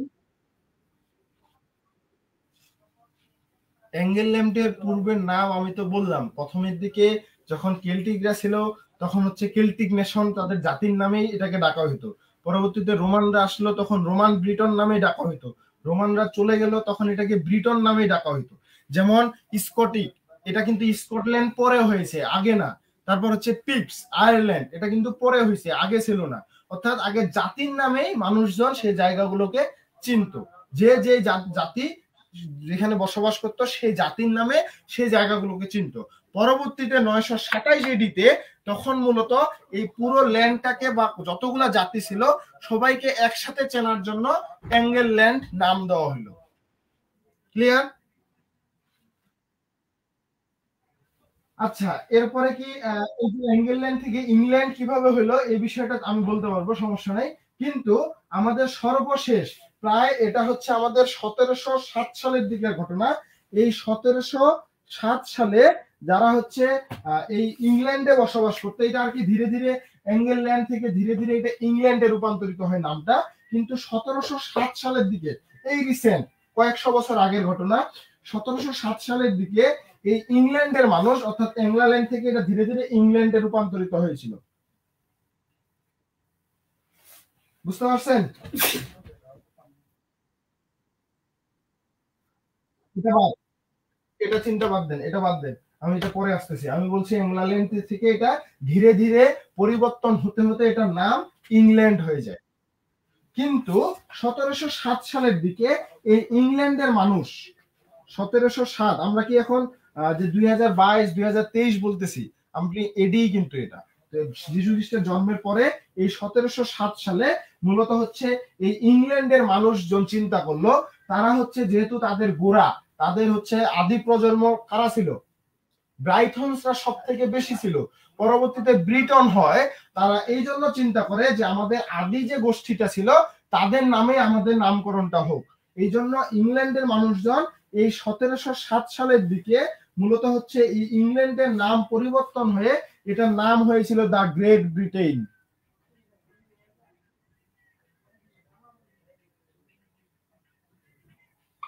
ক্লিয়ার? এইভাবে মূলত গ্রেট ব্রিটেন হলো। এখন ইংলিশ কিভাবে আসলো চিন্তা করেন। কয়টা জাতির বিষয়ে বা কয়টা জাতির ভাষা থেকে ইংলিশটা এসেছিল? একটা হচ্ছে আমরা প্রথমে কি দেখছিলাম, গেইলিক, কেল্টিক, রোমা, ল্যাটিন, তিনটা ভাষা পাইছি। এরপর এই যে এঙ্গেল, স্যাক্সন, জুটস এরা যে আসলো, এরা আসছিল 410 বিসিতে। এই 410 বিসিতে মূলত হচ্ছে ভল্টাজিয়ার, মূলত হচ্ছে ভল্টারজান 410 বিসিতে অ্যাংলো স্যাক্সন জুটস এদেরকে ডেকে নিয়ে আসে সাহায্যের জন্য।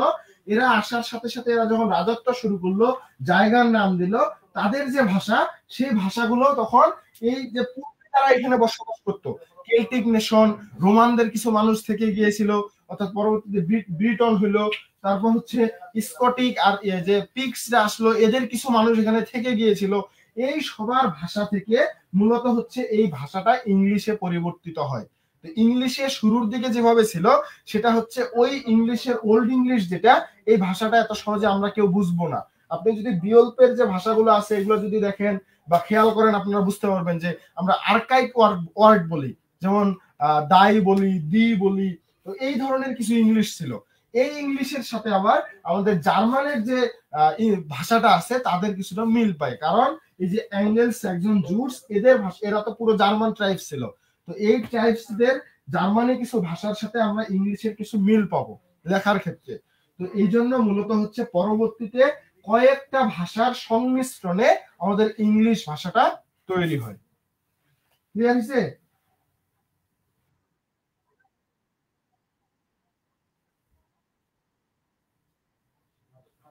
আরেকবার বলেন, আমি বুঝিনি। একজন বলেন, বলেন।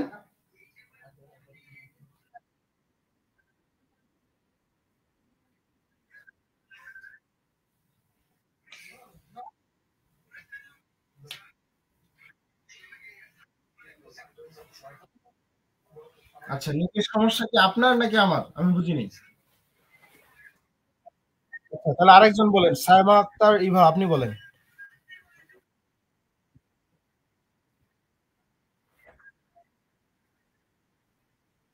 আপনি শুরুর দিক থেকে ক্লাসে ছিলেন? শুরুর দিকে আমি ৩টা ভাষা বলছিলাম। কি, কি ভাষা বলছিলাম? শুরুর দিক থেকে একটু আপনি বলেন তো আমাকে। কি, কি বলছি?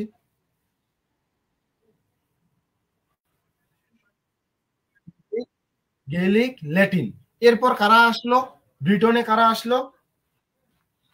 রোমানদের পরে। রোমানরা আসার পরে ল্যাটিন হইল। এরপরে রোমানদের পরে কারা আসলো? মূলত আসে হচ্ছে স্কটিশ আর পিক্সরা। কিন্তু এরা বেশি সেখানে আসতে পারেনি, তারা শাসন করতে পারেনি। এই জন্য তাদের ভাষাটা গ্রহণযোগ্য নয়।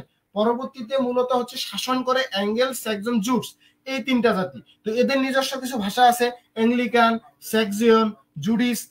এই যে ভাষাগুলা, এই ভাষাগুলা হচ্ছে মূলত আগের যে ৩টা ভাষা এর সাথে অ্যাড হয়ে এই ৬টা ভাষাকে মূলত ইংলিশে রূপান্তরিত করা হয়। তো যেহেতু হচ্ছে অ্যাঙ্গেলসরা মূলত হচ্ছে এটা আস্তে আস্তে ইংল্যান্ডে পরিণত হলো, তো ভাষাটা পরবর্তীতে ইংলিশ হয়ে যায়। ক্লিয়ার? আর ব্রাইটন থেকে ব্রিটিশ কিভাবে আসলো? ক্লিয়ার? ব্রাইটন, তারপর হচ্ছে ব্রাইটন থেকে আসলো ব্রিটন, রোমান ব্রিটন, তারপর আসলো ব্রিটন। এই ব্রিটন থেকে ধীরে ধীরে হলো এংলাল্যান্ড, এংলাল্যান্ড থেকে হলো ইংল্যান্ড, ইংল্যান্ডকে ১৭০৭ সালে ইংল্যান্ডের মানুষজন দ্য গ্রেট ব্রিটেন নাম দিল এটা। আর বাংলায় আমরা যাকে বলি ব্রিটিশ, এই ব্রিটিশরাই ভারতবর্ষকে শাসন করেছিল। আচ্ছা, ওই যে এর আগে যে আপু বললো আমরা নেটের সমস্যার জন্য বুঝতে পারিনি, আমার মনে হচ্ছে উনি বলতে চাইছিল আমি যে বোর্ডে যে কথাগুলো, ছোট ছোট কথাগুলো লিখতেছিলাম, এগুলো হচ্ছে তো আমি আমার মতো করে বলতেছি। এখন যেখানে নোট দেওয়া হবে আপনাদের, সেখানে কিন্তু আপনি এইভাবে নাও পেতে পারেন। নোটের মধ্যে হচ্ছে সেটা একটা গোছানো থাকবে। এখন এইভাবে যদি আপনি চান, তাহলে আপনাকে শুরুর দিক থেকে নোট করতে হইতো আমি লেখার সাথে সাথে।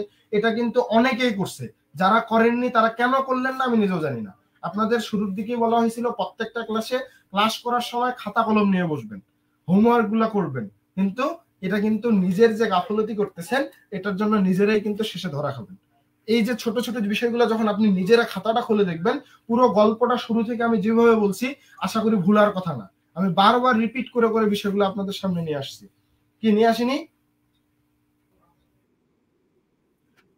তাহলে এই যে কথাগুলো বললাম, আমার তো মনে হয় না যে যারা শুরু থেকে ছিল একজনও এই বিষয়টা ভুলার কথা। কি ভুলার কথা?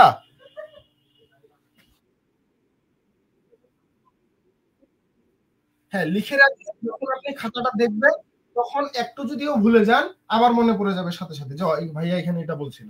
আচ্ছা, এই যে আমাদের প্রায় ৬ টা ভাষা থেকে ইংলিশটা আসলো, ইংল্যান্ড থেকে ১৭০৭ সালের দিকে হচ্ছে আমাদের দ্য গ্রেট ব্রিটেন হলো। এই জায়গাটা মূলত হচ্ছে আমাদের ব্যাকগ্রাউন্ড ছিল। ওল্ড ইংলিশ পিরিয়ড বলতেছি না? যে আমাদের ইংলিশ বা ইংল্যান্ডের ব্যাকগ্রাউন্ডটা কেমন ছিল এটা আমরা এখানে জানলাম। ক্লিয়ার? এর মধ্যে আমরা কিছু বিষয় জানছি, সেটা হচ্ছে পেগানিজম, পেগান। এখন আপনারা যদি আমাকে একটু সময় দেন তাহলে আমি হচ্ছে আরো বেশ কিছু জিনিস আলোচনা করে দিতে চাই, অর্থাৎ লিটারেরি ফিচারটা। এটা যদি আমরা আজকে পড়ি তাহলে হচ্ছে আমরা এরপরে হচ্ছে এর যে রাইটার বা লিটারেরি ওয়ার্কস যেগুলো আছে সেগুলো আমরা পরবর্তীতে পড়তে পারবো, পরে যে আরেকটা ক্লাস আছে ওল্ড ইংলিশ পিরিয়ডের। ধৈর্য আছে সবার? মনোযোগ আছে? অবশ্যই মনোযোগ থাকতে হবে। এই জন্য হচ্ছে একটু ধৈর্য নিয়ে বসতে হবে। আমাদের যে লিটারেরি ফিচার যেটা আছে এটা অনেক ইম্পর্টেন্ট।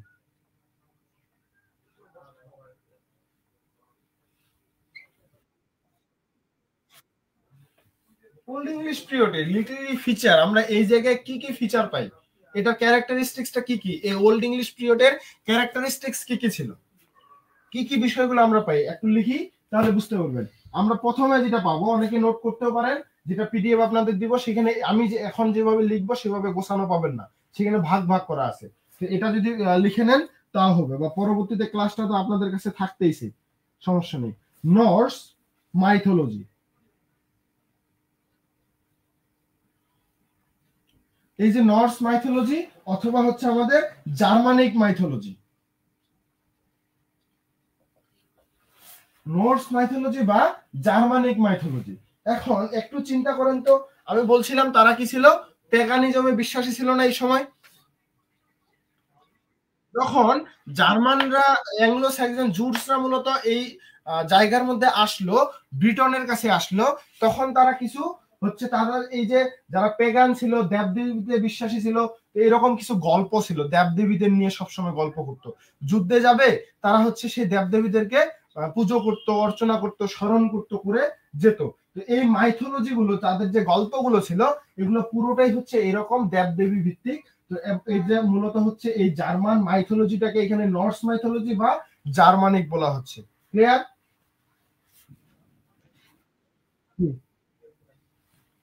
বলেন।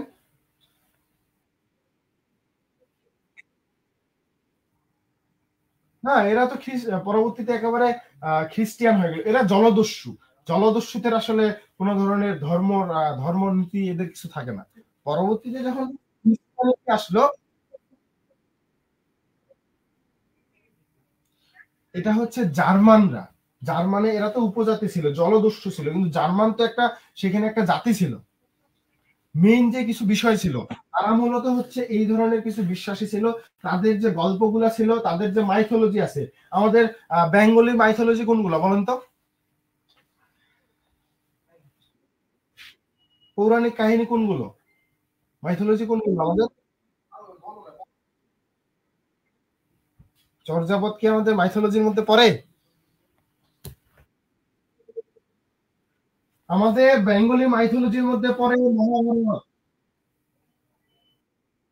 মহাভারত, রামায়ণ,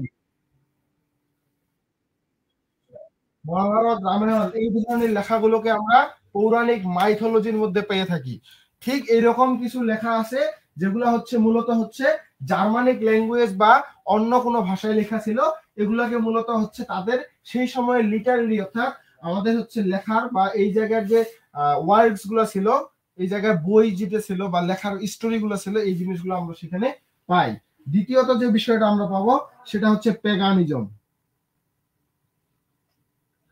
এখন প্যাগানিজমকে আবার আবার আমার বলতে হবে, অর্থাৎ এরা হচ্ছে একাধিক ঈশ্বরে বিশ্বাসী ছিল। একজন ঈশ্বর বা আল্লাহর প্রতি বিশ্বাসী ছিল না তারা। তারা প্যাগানিজম বলতে তারা হচ্ছে একাধিক ঈশ্বরে বিশ্বাসী ছিল, বহু ঈশ্বরবাদ যেটা। এই প্যাগানিজমের অর্থটাই হচ্ছে বহু ঈশ্বরবাদ। ক্লিয়ার? এরপর হচ্ছে 3 নাম্বার। 3 নাম্বার হচ্ছে আমাদের খ্রিস্টিয়ানাইজেশন। খ্রিস্টিয়ানাইজেশন, এই যে খ্রিস্টিয়ানাইজেশন, খ্রিস্টিয়ানাইজেশন বিষয়টা কি? মূলত হচ্ছে এখানে আমরা আরো বলতে পারি খ্রিস্টিয়ানাইজেশন অফ পেগান ট্রাইবস।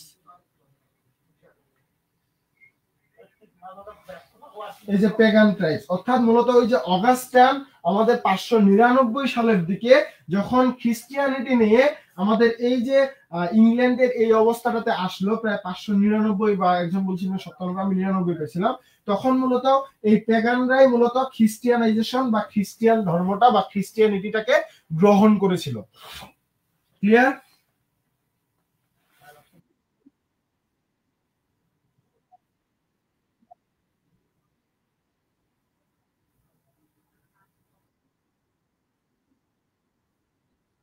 যে উপজাতিরা এই পেগান ধর্মের উপর বিশ্বাসী ছিল, এই জন্য পেগান ট্রাইবস বলা হচ্ছে। আচ্ছা, এরপর হচ্ছে 4 নম্বরে আমরা পাবো ওরাল লিটারেচার। আচ্ছা, আমাদের এই ওল্ড ইংলিশ পিরিয়ডে যাওয়া লাগবে না। আপনারা যদি আমাদের শৈশবটাকে মনে করেন, নিজেদের শৈশবটাকে মনে করেন, আমাদের নানা নানি দাদু দিদারা কি করতো?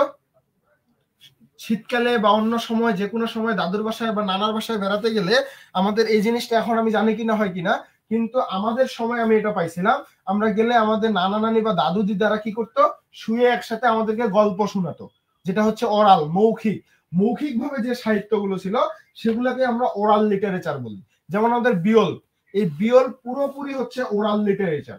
এটা লিখিত রূপ তখন ছিল না, মুখে মুখে হতো।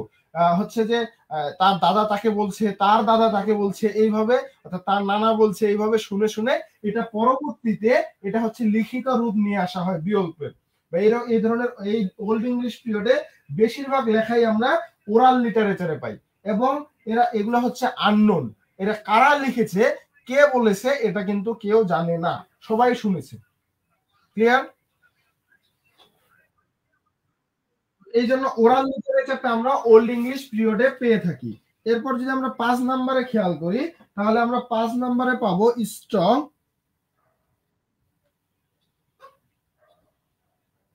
স্ট্রং বিলিভ ইন ফেট। অর্থাৎ তাদের যে ভাগ্যের প্রতি বিশ্বাসটা, এই ভাগ্যের প্রতি সেই সময়ের মানুষদের, তারা ভাগ্যের প্রতি যে বিশ্বাসটা ছিল এটা কঠিন লেভেলের, অর্থাৎ একেবারে সেই লেভেলের তারা মানে স্ট্রং ভাবে তারা হচ্ছে বিশ্বাস করত। তারা ভাগ্যের উপর বিশ্বাসী ছিল সবাই। ইডিপাস রেক্স পড়ছেন? চিন্তা করেন তো, ইডিপাস রেক্সের মধ্যে ভাগ্যটাকে বেশি ভাবে নিয়ে আসা হয়েছে না? এটা যদি 100 হয়, তাহলে ওল্ড ইংলিশ পিরিয়ডের অবস্থাটা কি ছিল? সে সময়কার মানুষজন আরো বেশি পরিমাণে এই যে আমাদের ভাগ্যের প্রতি কঠিন ভাবে তারা হচ্ছে বিশ্বাস করত।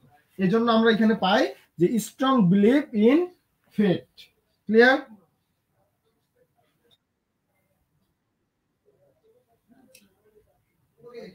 রিসপেক্টফুলি attitude, respectfully attitude to women. আচ্ছা, কি দেখেছে না? Respectfully attitude to women. এখন এটা থেকে কি বুঝলেন? এই যে সে সময়ে যারা মহিলা ছিল তাদের প্রতি তাদের যে মনোভাবটা ছিল, অ্যাটিটিউডটা ছিল, এটা ছিল একদম প্রচুর পরিমাণে। কারণ একটা বিষয়, এই যে বললাম, তারা সবাই দেবদেবীতে বিশ্বাসী ছিল। তারা এতটাই দেবদেবী দেবীদেরকে মানতো যে তারা হচ্ছে যা বলতো সেটাই শুনতো। অর্থাৎ সে সময়ের মহিলাদেরকে প্রচুর পরিমাণে শ্রদ্ধা করা হইতো, সম্মান করা হইতো, রিসপেক্ট দেওয়া হইতো। ক্লিয়ার?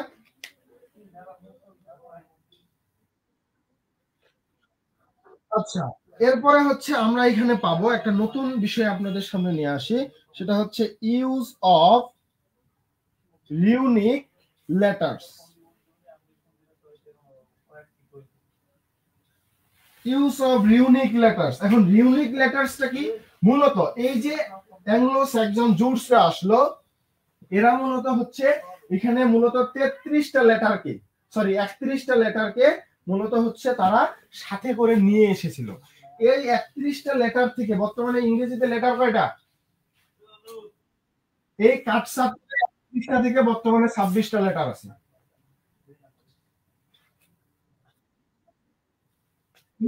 ট্রাইবস, আবার কিছু কিছু লেটার ছিল হচ্ছে এই যে কেল্টিকদের ছিল, রোমানরা আসছিল, এই সবদের থেকে 31টা লেটারকে তারা সর্বশেষ ইউনিক লেটার হিসেবে রেখেছিল।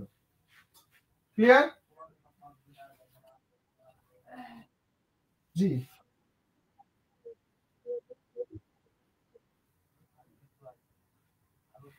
এটা খ্রিস্টিয়ানিজেশন, আর এটা হচ্ছে নর্স মাইথোলজি বা জার্মানি।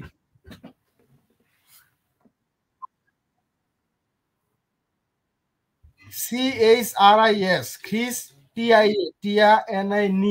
জে শন।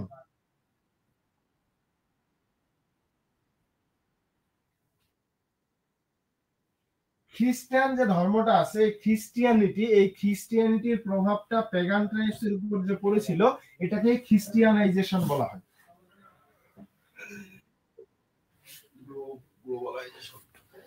গ্লোবালাইজেশন।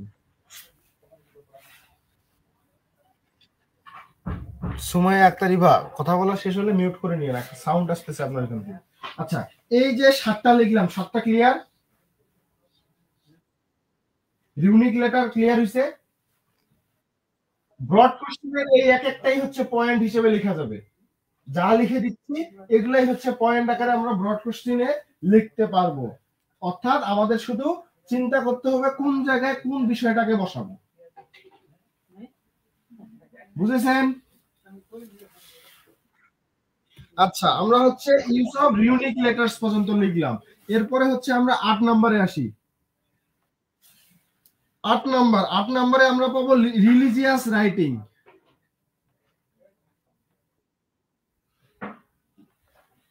রিলিজিয়াস রাইটিং অর্থাৎ রিলিজিয়াস রাইটিং বলতে কি, সে সময়ে মূলত হচ্ছে যখন এই যে খ্রিস্টিয়ানিটিটা আসলো, আসার পর থেকে কিছু রিলিজিয়াস অর্থাৎ খ্রিস্টিয়ান রাইটিং আমরা পাই, অর্থাৎ ধর্মীয় কিছু লেখা পাই, দেবদেবীদেরকে নিয়ে লেখা হয়। তার আগে কিছু নন খ্রিস্টিয়ান কিছু লেখা পাই, সেটা হচ্ছে কিছু স্টোরি বেসড, হিরো হিরোইন এরকম। কিন্তু হচ্ছে আমাদের হিরোইন না, হিরোদেরকে একটা হচ্ছে হিরোইক ডিট ছিল, সে ধরনের লেখা। কিন্তু যখন খ্রিস্টিয়ান ইস্টাবলিশ করলো তাদের মধ্যে, তখন থেকে আমরা রিলিজিয়াস রাইটিং পাওয়া শুরু করলাম। ক্লিয়ার? এরপরে হচ্ছে 9 নম্বর। 9 নম্বরে আমরা পাবো লাভ ফর,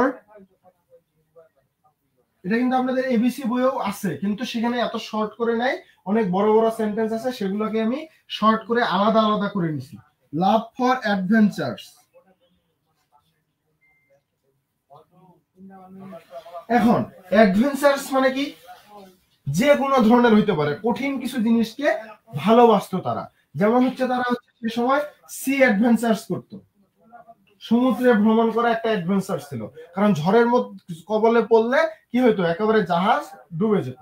তো তারপরেও তারা এই অ্যাডভেঞ্চার বা বড় বড় পাহাড়ে ওঠা, অনেকের অ্যাডভেঞ্চার হয়, অনেকের হচ্ছে সমুদ্রে ভ্রমণ করা হয়, অনেকের হচ্ছে কঠিন। তো এই অ্যাডভেঞ্চার তারা হচ্ছে ভালোবাসতো, এটা ছিল সে সময়ের একটা বৈশিষ্ট্য। এরপর হচ্ছে 10 নম্বর। 10 নম্বরে আমরা কি পাবো? 10 নম্বরে পাবো লাভ ফর আমাদের হিরোইক অ্যাক্টিভিটি।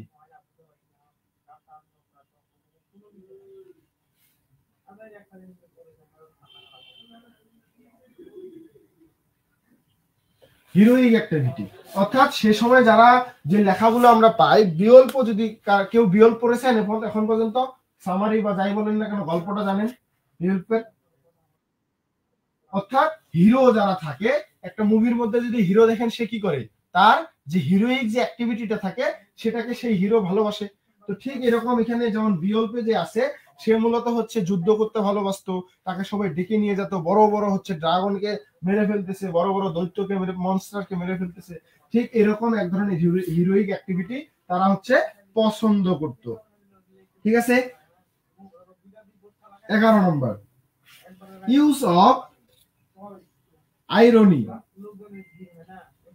Blank verse.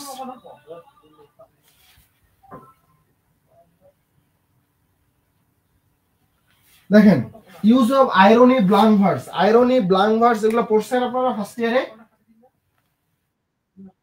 তাহলে এই যে আইরনি ব্ল্যাঙ্ক ভার্স এটা মূলত ওল্ড ইংলিশ পিরিয়ডের লেখাগুলোতেই ছিল। যদি খেয়াল করেন প্রত্যেকটা সাহিত্যর শুরুটা হচ্ছে কবিতা দিয়ে। তো কবিতা থাকলে সেটার এত সুন্দর সুন্দর ছন্দ মেলানোর জন্য অবশ্যই আইরনি ব্ল্যাঙ্ক ভার্স অনেক ধরনের ফিগার অফ স্পিচ থাকবেই। তো এখানে আপনি ফিগার অফ স্পিচে অ্যাড করে দিতে পারেন। এই জন্য আমি পরে আরেকটা পয়েন্ট হিসেবে লিখতেছি যে use of more metaphor, more metaphors, use of more metaphors and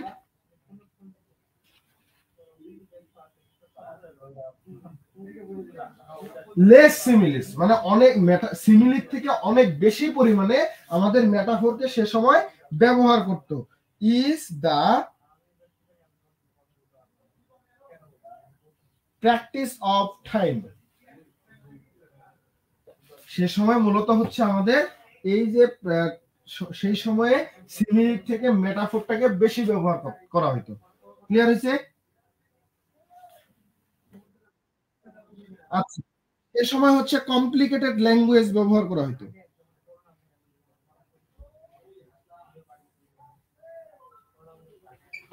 আমি যদি বর্তমানে সেই সময় লেখাগুলো পড়তে যাই, সেই যেভাবে তাদের লেখা, সেই লেখাগুলো মুশকিল আমাদের জন্য পড়া, কারণ এতটাই কমপ্লিকেটেড আমাদের বুঝতে।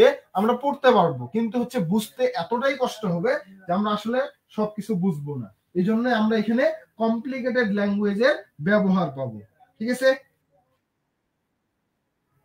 ইউজ অফ মোর মেটাফোরস, অনেক বেশি মেটাফোরের ব্যবহার হয়, এন্ড এবং লেস সিমিলিস, সিমিলির ব্যবহারটা কম হয়। In the practice of time, সেই সময়ের যে ব্যবহার করা হয়েছিল সেই সময় সিমিলি কম ব্যবহার করা হয়তো, মেটাফোরটা বেশি ব্যবহার করা হতো। ক্লিয়ার? 14 নম্বরে আমরা পাবো কিনিংস। এখন এই কিনিংসটা কি জিনিস? মূলত হচ্ছে compound words instead of single words.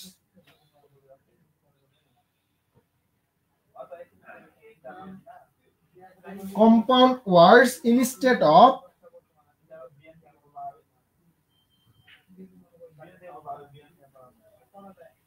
single words। দেখা যায় না? আচ্ছা,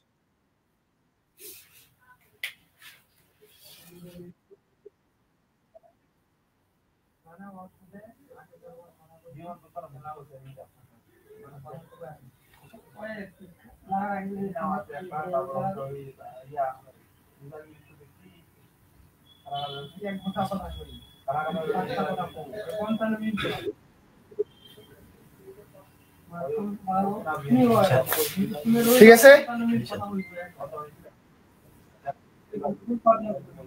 আমাদের যে কিনিংস হচ্ছে কম্পাউন্ড ওয়ার্ড যেগুলো আছে না, আমরা কম্পাউন্ড নাউন পড়ছি না, তো এই কম্পাউন্ড ওয়ার্ডস গুলোর পরিবর্তে সিঙ্গেল ওয়ার্ড ব্যবহার করা হতো। ঠিক আছে? এই যে আমাদের এখানে হলো 14টা, আরো কয়েকটা আছে, আর 3টার মতো আছে, আমি শেষ করে দিই। তারপরে হচ্ছে আপনাদের একটা প্রশ্ন আছে, প্রশ্ন। জি,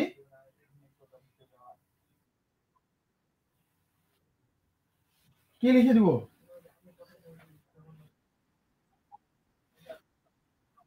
আচ্ছা, মানে এমন ভাবে লিখে দিয়ে বুঝলাম না, এজন্য বলছিলাম। আচ্ছা, এরপর দেখেন আমাদের এখানে 5টা নীতি থাকবে। কত ছিল? 15 নম্বরে আমরা 5 প্রিন্সিপালস পাবো।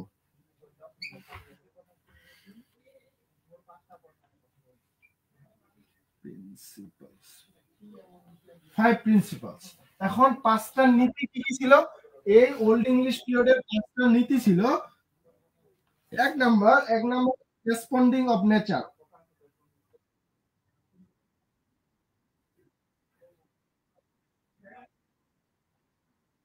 compounds words instead of single word,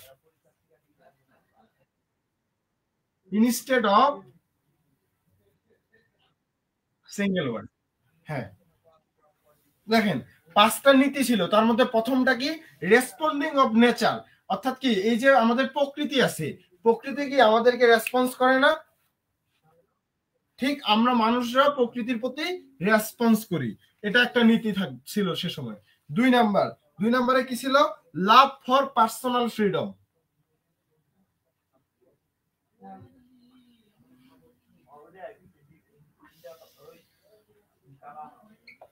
love for personal freedom, প্রত্যেকে তাদের নিজস্ব যে স্বাধীনতা ছিল এই নিজের স্বাধীনতার প্রতি তারা সবাই ভালোবাসত, এটা একটা নীতি ছিল সে তখনকার মানুষদের আর কি।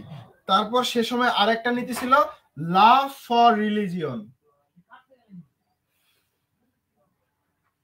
তাদের ধর্মের প্রতি, ধর্মের জন্য ভালোবাসা ছিল, এটা আরেকটা নীতি ছিল। 4 নাম্বার তাদের হচ্ছে love for family,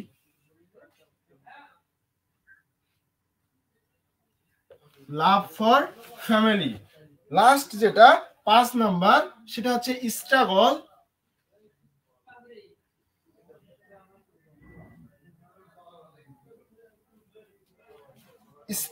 for glory, struggle for glory. এখন একটা বিষয় চিন্তা করেন তো, স্ট্রাগল ফর গ্লোরি, গ্লোরি হচ্ছে গৌরব, মহিমান্বিত করা। তো তাদের প্রত্যেকটা মানুষই কিন্তু স্ট্রাগল করতো, তাদের যে গৌরব ছিল এটাকে সবাই প্রমাণ করতে চায়, এটা কিন্তু এখনো বিদ্যমান। সবাই চায় আমার বিষয়টাকে সবাই যেন চিনি, অর্থাৎ ভাইরাল। আগে ছিল গ্লোরি, বর্তমানে হচ্ছে ভাইরাল। ভাইরাল হওয়ার জন্য মানুষজন অনেক কিছু করতে পারে। তো এই 5টা নীতি সে সময় থেকেই চলে আসতেছিল।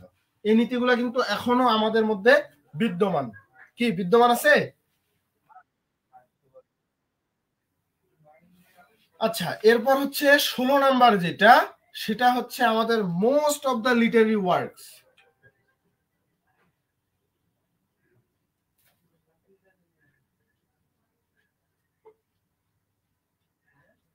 Most of the literary works are unknown অথবা হচ্ছে এনিনোমাস। এম লিখে ফেলছি, ANOMY, এনিনোমাস, MOUS, অর্থাৎ আননোন ছিল, আমরা জানি না যে এই লেখক কে। এটা হচ্ছে 16 নাম্বার। লাস্ট যেটা 17 নাম্বার সেটা হচ্ছে আমাদের এই জায়গায় মূলত হচ্ছে ট্রান্সলেট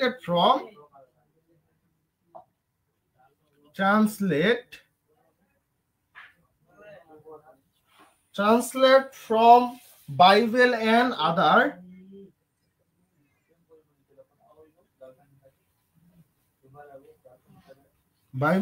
আদার বুকস,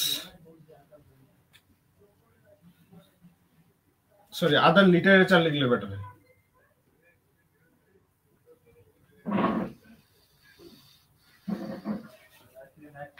বুঝতে পারছেন? যেমন আমাদের আলফ্রেড দ্য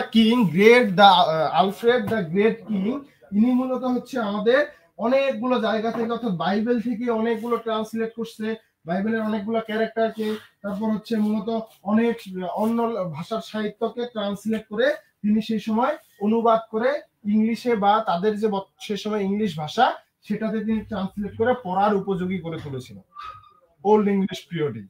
তো এই যে আমাদের 17টা ফিচার, অর্থাৎ 17টা বৈশিষ্ট্য, এগুলো কিন্তু প্রত্যেকটাই ইম্পর্টেন্ট। আমি জাস্ট মূল পয়েন্ট গুলো বলছি, বাকি কথাগুলো কিন্তু মুখে বলে দিছি। ক্লিয়ার?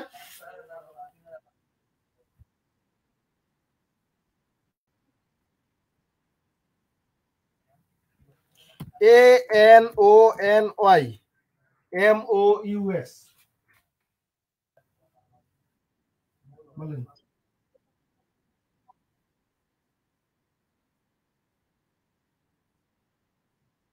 আমি কিভাবে লিখছি, আপনি কিভাবে বুঝে লিখবেন, আমি এটা বুঝি না, আমাকে আগে বুঝান।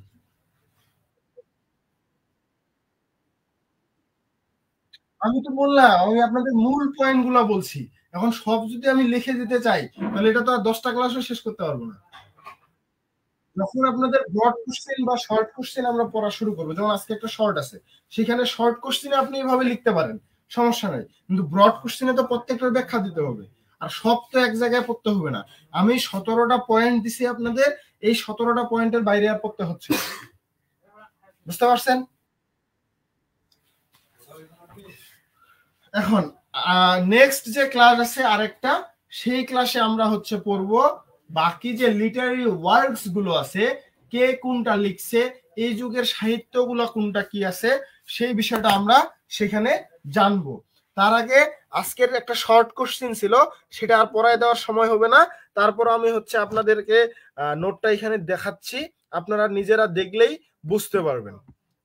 ঠিক আছে, এখন তার আগে আমাকে বলেন, আমি নোটটা এখানে দিতে দিতে কারো কি কোনো জায়গায় কোনো সমস্যা আছে? যারা লাইভে দেখতেছেন তারা সহ। আমি জানি ক্লাস প্রায় 1.5 ঘন্টার কাছাকাছি হয়ে গেছে।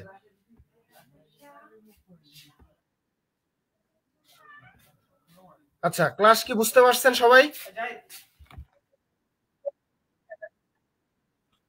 সবার ক্লিয়ার হয়েছে?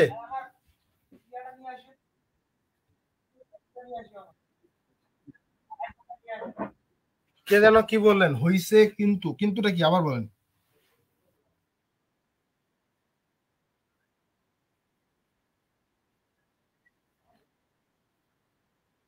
মানে এত ডিটেইলস করানোর পরেও আপনি যদি বলেন যে ক্লিয়ার না, তাহলে হয়তো আমার বোঝানোর ক্ষেত্রে গাফিলতি হয়েছে।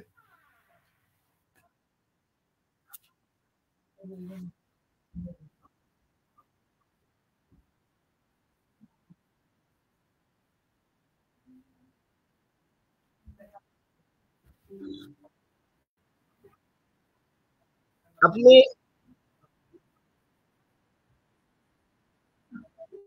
এক বই পড়ে কখনোই এত কিছু শিখতে পারবেন না।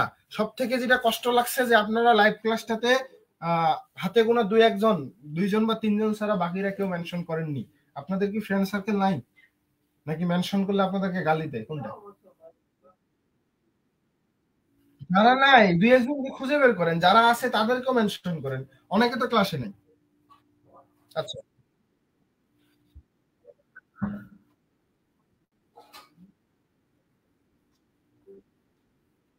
আচ্ছা, একটা বিষয় আমি একটু বলি।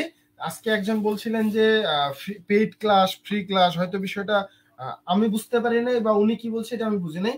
আমার যেটা মনে হয়েছিল যে পেইড ক্লাসটা কেন ফ্রিতে, আসলে বিষয় হচ্ছে আমরা যখন থেকেই ক্লাস নেওয়া শুরু করছি বা ক্লাস নেই পেইড ক্লাস, আমরা পেইড ক্লাসের দুই একটা করে ক্লাস সবসময় যারা হচ্ছে পেইডে থাকে না তাদের জন্য রাখি। কারণ তারাও আমাদের ভাই বোনদের মধ্যে আছে, তো তারাও কিন্তু কিছু না কিছু জানতে পারে, যেগুলো একটু বেশি ইম্পর্টেন্ট বা জানা দরকার, সেগুলো আমরা চেষ্টা করি একটা দুইটা ক্লাস মাসে তাদেরকে দেওয়া।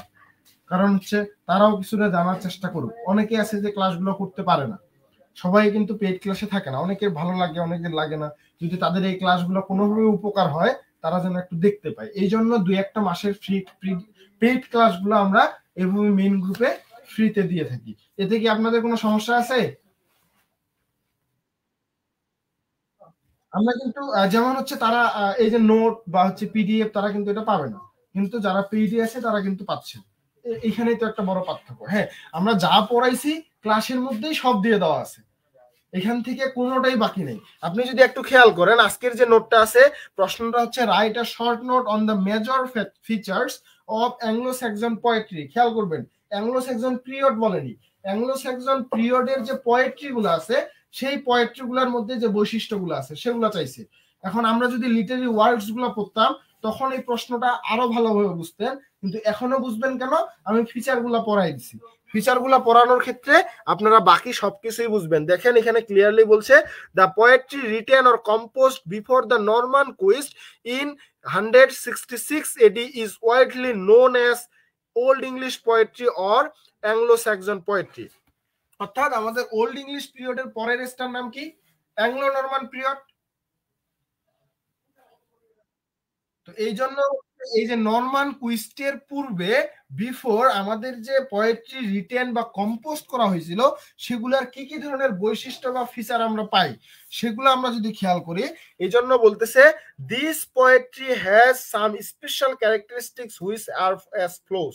কি কি ছিল আমরা এখানে, the use of caesura was very common. The poetry of the Anglo-Saxon was sung by scopes. The Cheshura allowed the scopes of the breath while reciting long and detailed poems and epics. আপনি যদি সবগুলা দেখেন clearly বুঝবেন। Commonly used poetic device ওয়াজ alliteration. আমাদের এখানে এলিটারেশনটাকে ব্যবহার করা হয়েছে, এটা একটা পোয়েটিক ডিভাইস। তারপর হচ্ছে anonymous poets, the anonymous poets had a tendency to write in blank verse. অর্থাৎ এই যে ব্লাঙ্ক ভার্সের যে ব্যবহার করছে আননোন যে পোয়েট গুলা ছিল, তাদের কথা এখানে বলা হচ্ছে। তারপর ওই যে কিনিংস এর কথা আমি একটু আগে বলে দিলাম, এই kennings were another poetic device commonly used in Anglo Saxon poetry. কি আমি কিনিংস এর কথা বলছিলাম?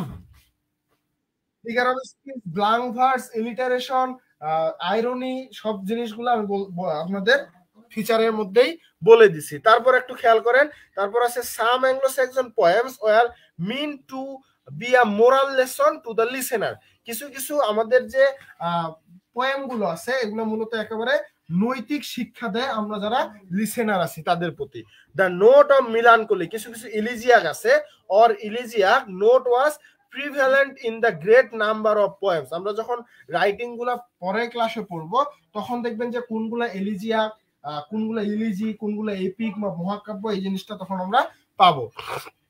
তারপর দেখেন blending of pagan and Christian elements was ডিসক্রিনেবল।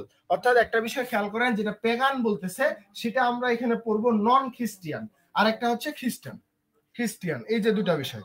তারপর সর্বশেষ এখানে যেটা আছে যে scops or poets were particularly fond of describing the same person or object with varied phrase, often appositives that indicated different qualities of that person or object। অর্থাৎ একই কথা বলতেছে যে একই ব্যক্তি বা হচ্ছে একই কোনো বস্তু নিয়ে কবিতা বলছেন, কিন্তু তাদের যে ওয়ার্ড গুলা, ফ্রেজ গুলো আছে এগুলো একটু ভিন্ন ভিন্ন, তাদের গুণগুলো, কোয়ালিটি গুলো ভিন্ন ভিন্ন আছে। এই তো শর্ট কোশ্চেনটা। তো শুরু থেকে যদি ধীরে ধীরে প্রত্যেকটা বিষয় একটু পড়ার চেষ্টা করেন তাহলেই কিন্তু আপনাদের ক্লিয়ারলি সবটাই বুঝে যাওয়ার কথা। কিন্তু যদি ওই যে ফালায় রাখেন সবকিছু তাহলে কিন্তু ঝামেলায় পড়বেন।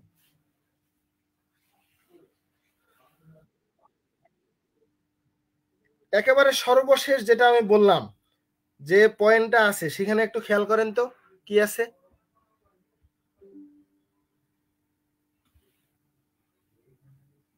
8 নম্বর পয়েন্টটা একটু পড়েন।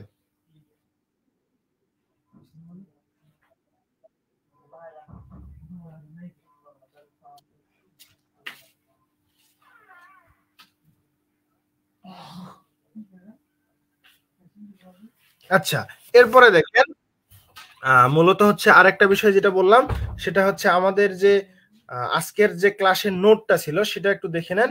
আমি জানি না আপনারা উপকার হবে নাকি হবে না। দেখতে পাচ্ছেন?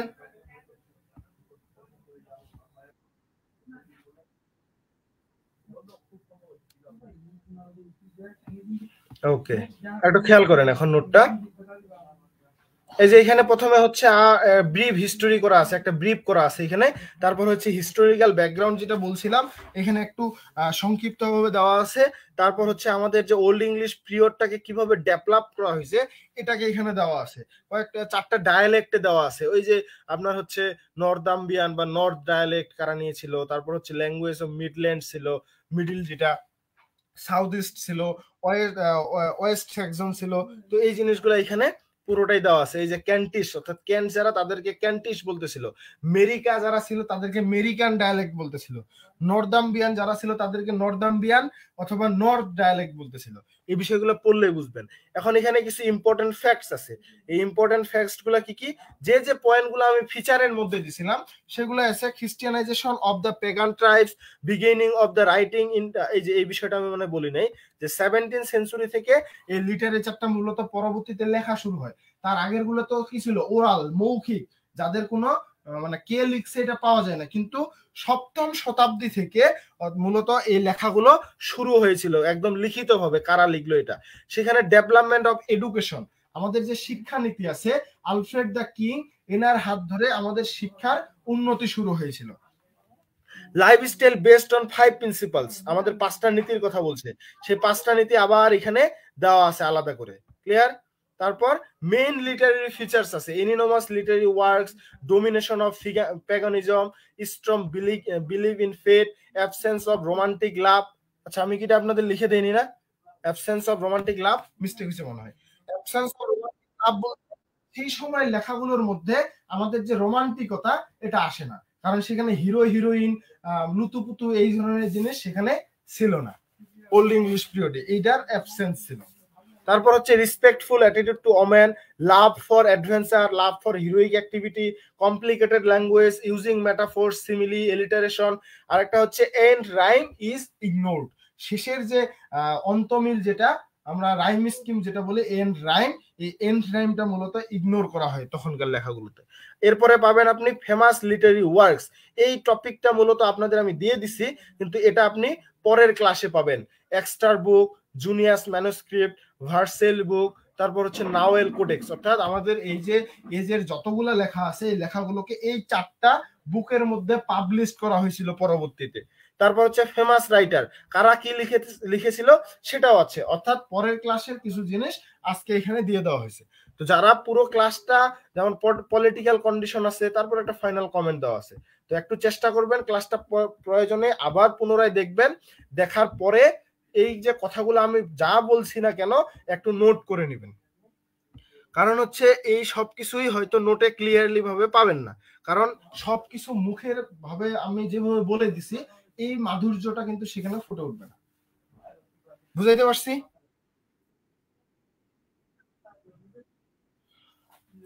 তাহলে আজকের মতো কি আমরা বিদায় নিতে পারি?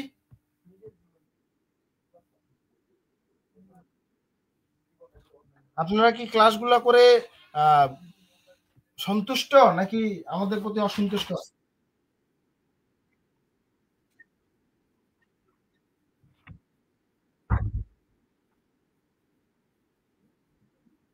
না,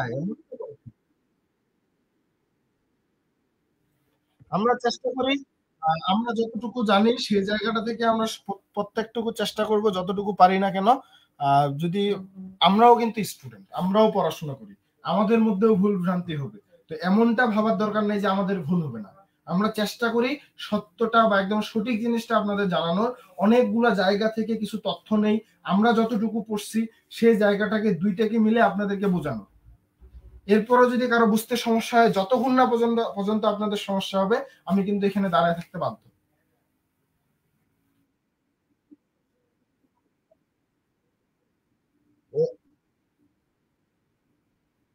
ঠিক আছে, কিন্তু এমনটা কখনোই হবে না, কারণ আমাদের স্যাররা অনেক অভিজ্ঞ, স্যাররা আমাদের থেকে অনেক ভালো কিছু জানে। যেমন হচ্ছে আমি 4th ইয়ারে পড়ি, আমি 4th ইয়ার 3rd ইয়ারে কিছু টপিক কিছু জানি, এই জিনিসগুলো থেকে আপনাদের আবার বুঝাইতে পারি। কিন্তু যারা স্যাররা আছেন ওনারা মাস্টার্স করছেন, এক একজন স্যার আছেন যে ইএলটির উপরে মাস্টার্স করছে, আলাদাভাবে লিটারেচারের উপরে মাস্টার্স করে, অনেক টপিকস লিঙ্গুইস্টিক আছে এগুলোর উপরে আবার মাস্টার্স করে, তাদের অভিজ্ঞতাগুলো অনেক বেশি। এমনিতেই স্যাররা কিন্তু বিসিএস ক্যাডার হয় না, তারা আসলেই জিনিয়াস, তারা এতটা জানে যে আমরা তাদের অর্ধেক বা 1 ভাগও জানি না। একটা বিষয় চিন্তা করুন।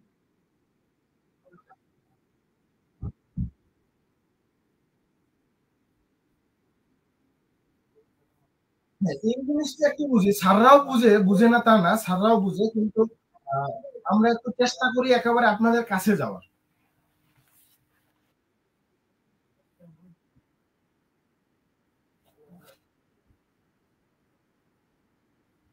না, এই যে স্যাররা তো প্রফেশনাল, আর আমরা তো প্রফেশনাল না, এই জন্য আমরা হচ্ছে একেবারে স্বাভাবিকভাবে বলি, আমাদের কথার মধ্যে আঞ্চলিকতা আসে, আমাদের যে কথাবার্তা বলি আমরা এগুলোর মধ্যে আঞ্চলিকতা চলে আসে।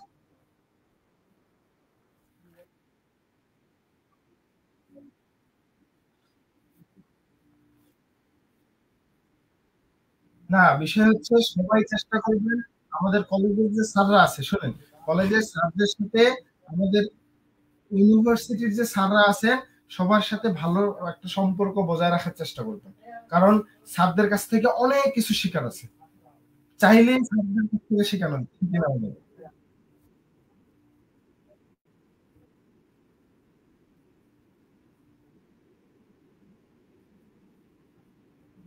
আচ্ছা, আমরা তাহলে আজকে লাইভটা শেষ করি। ওকে, যারা লাইভে আছেন প্রয়োজনে এখনো বলতেছি, যারা বুঝতে পারেননি কমেন্ট করবেন, আমি রিপ্লাই করব, অথবা আমাকে ইনবক্স করতে পারেন কোনো জায়গায় সমস্যা থাকলে।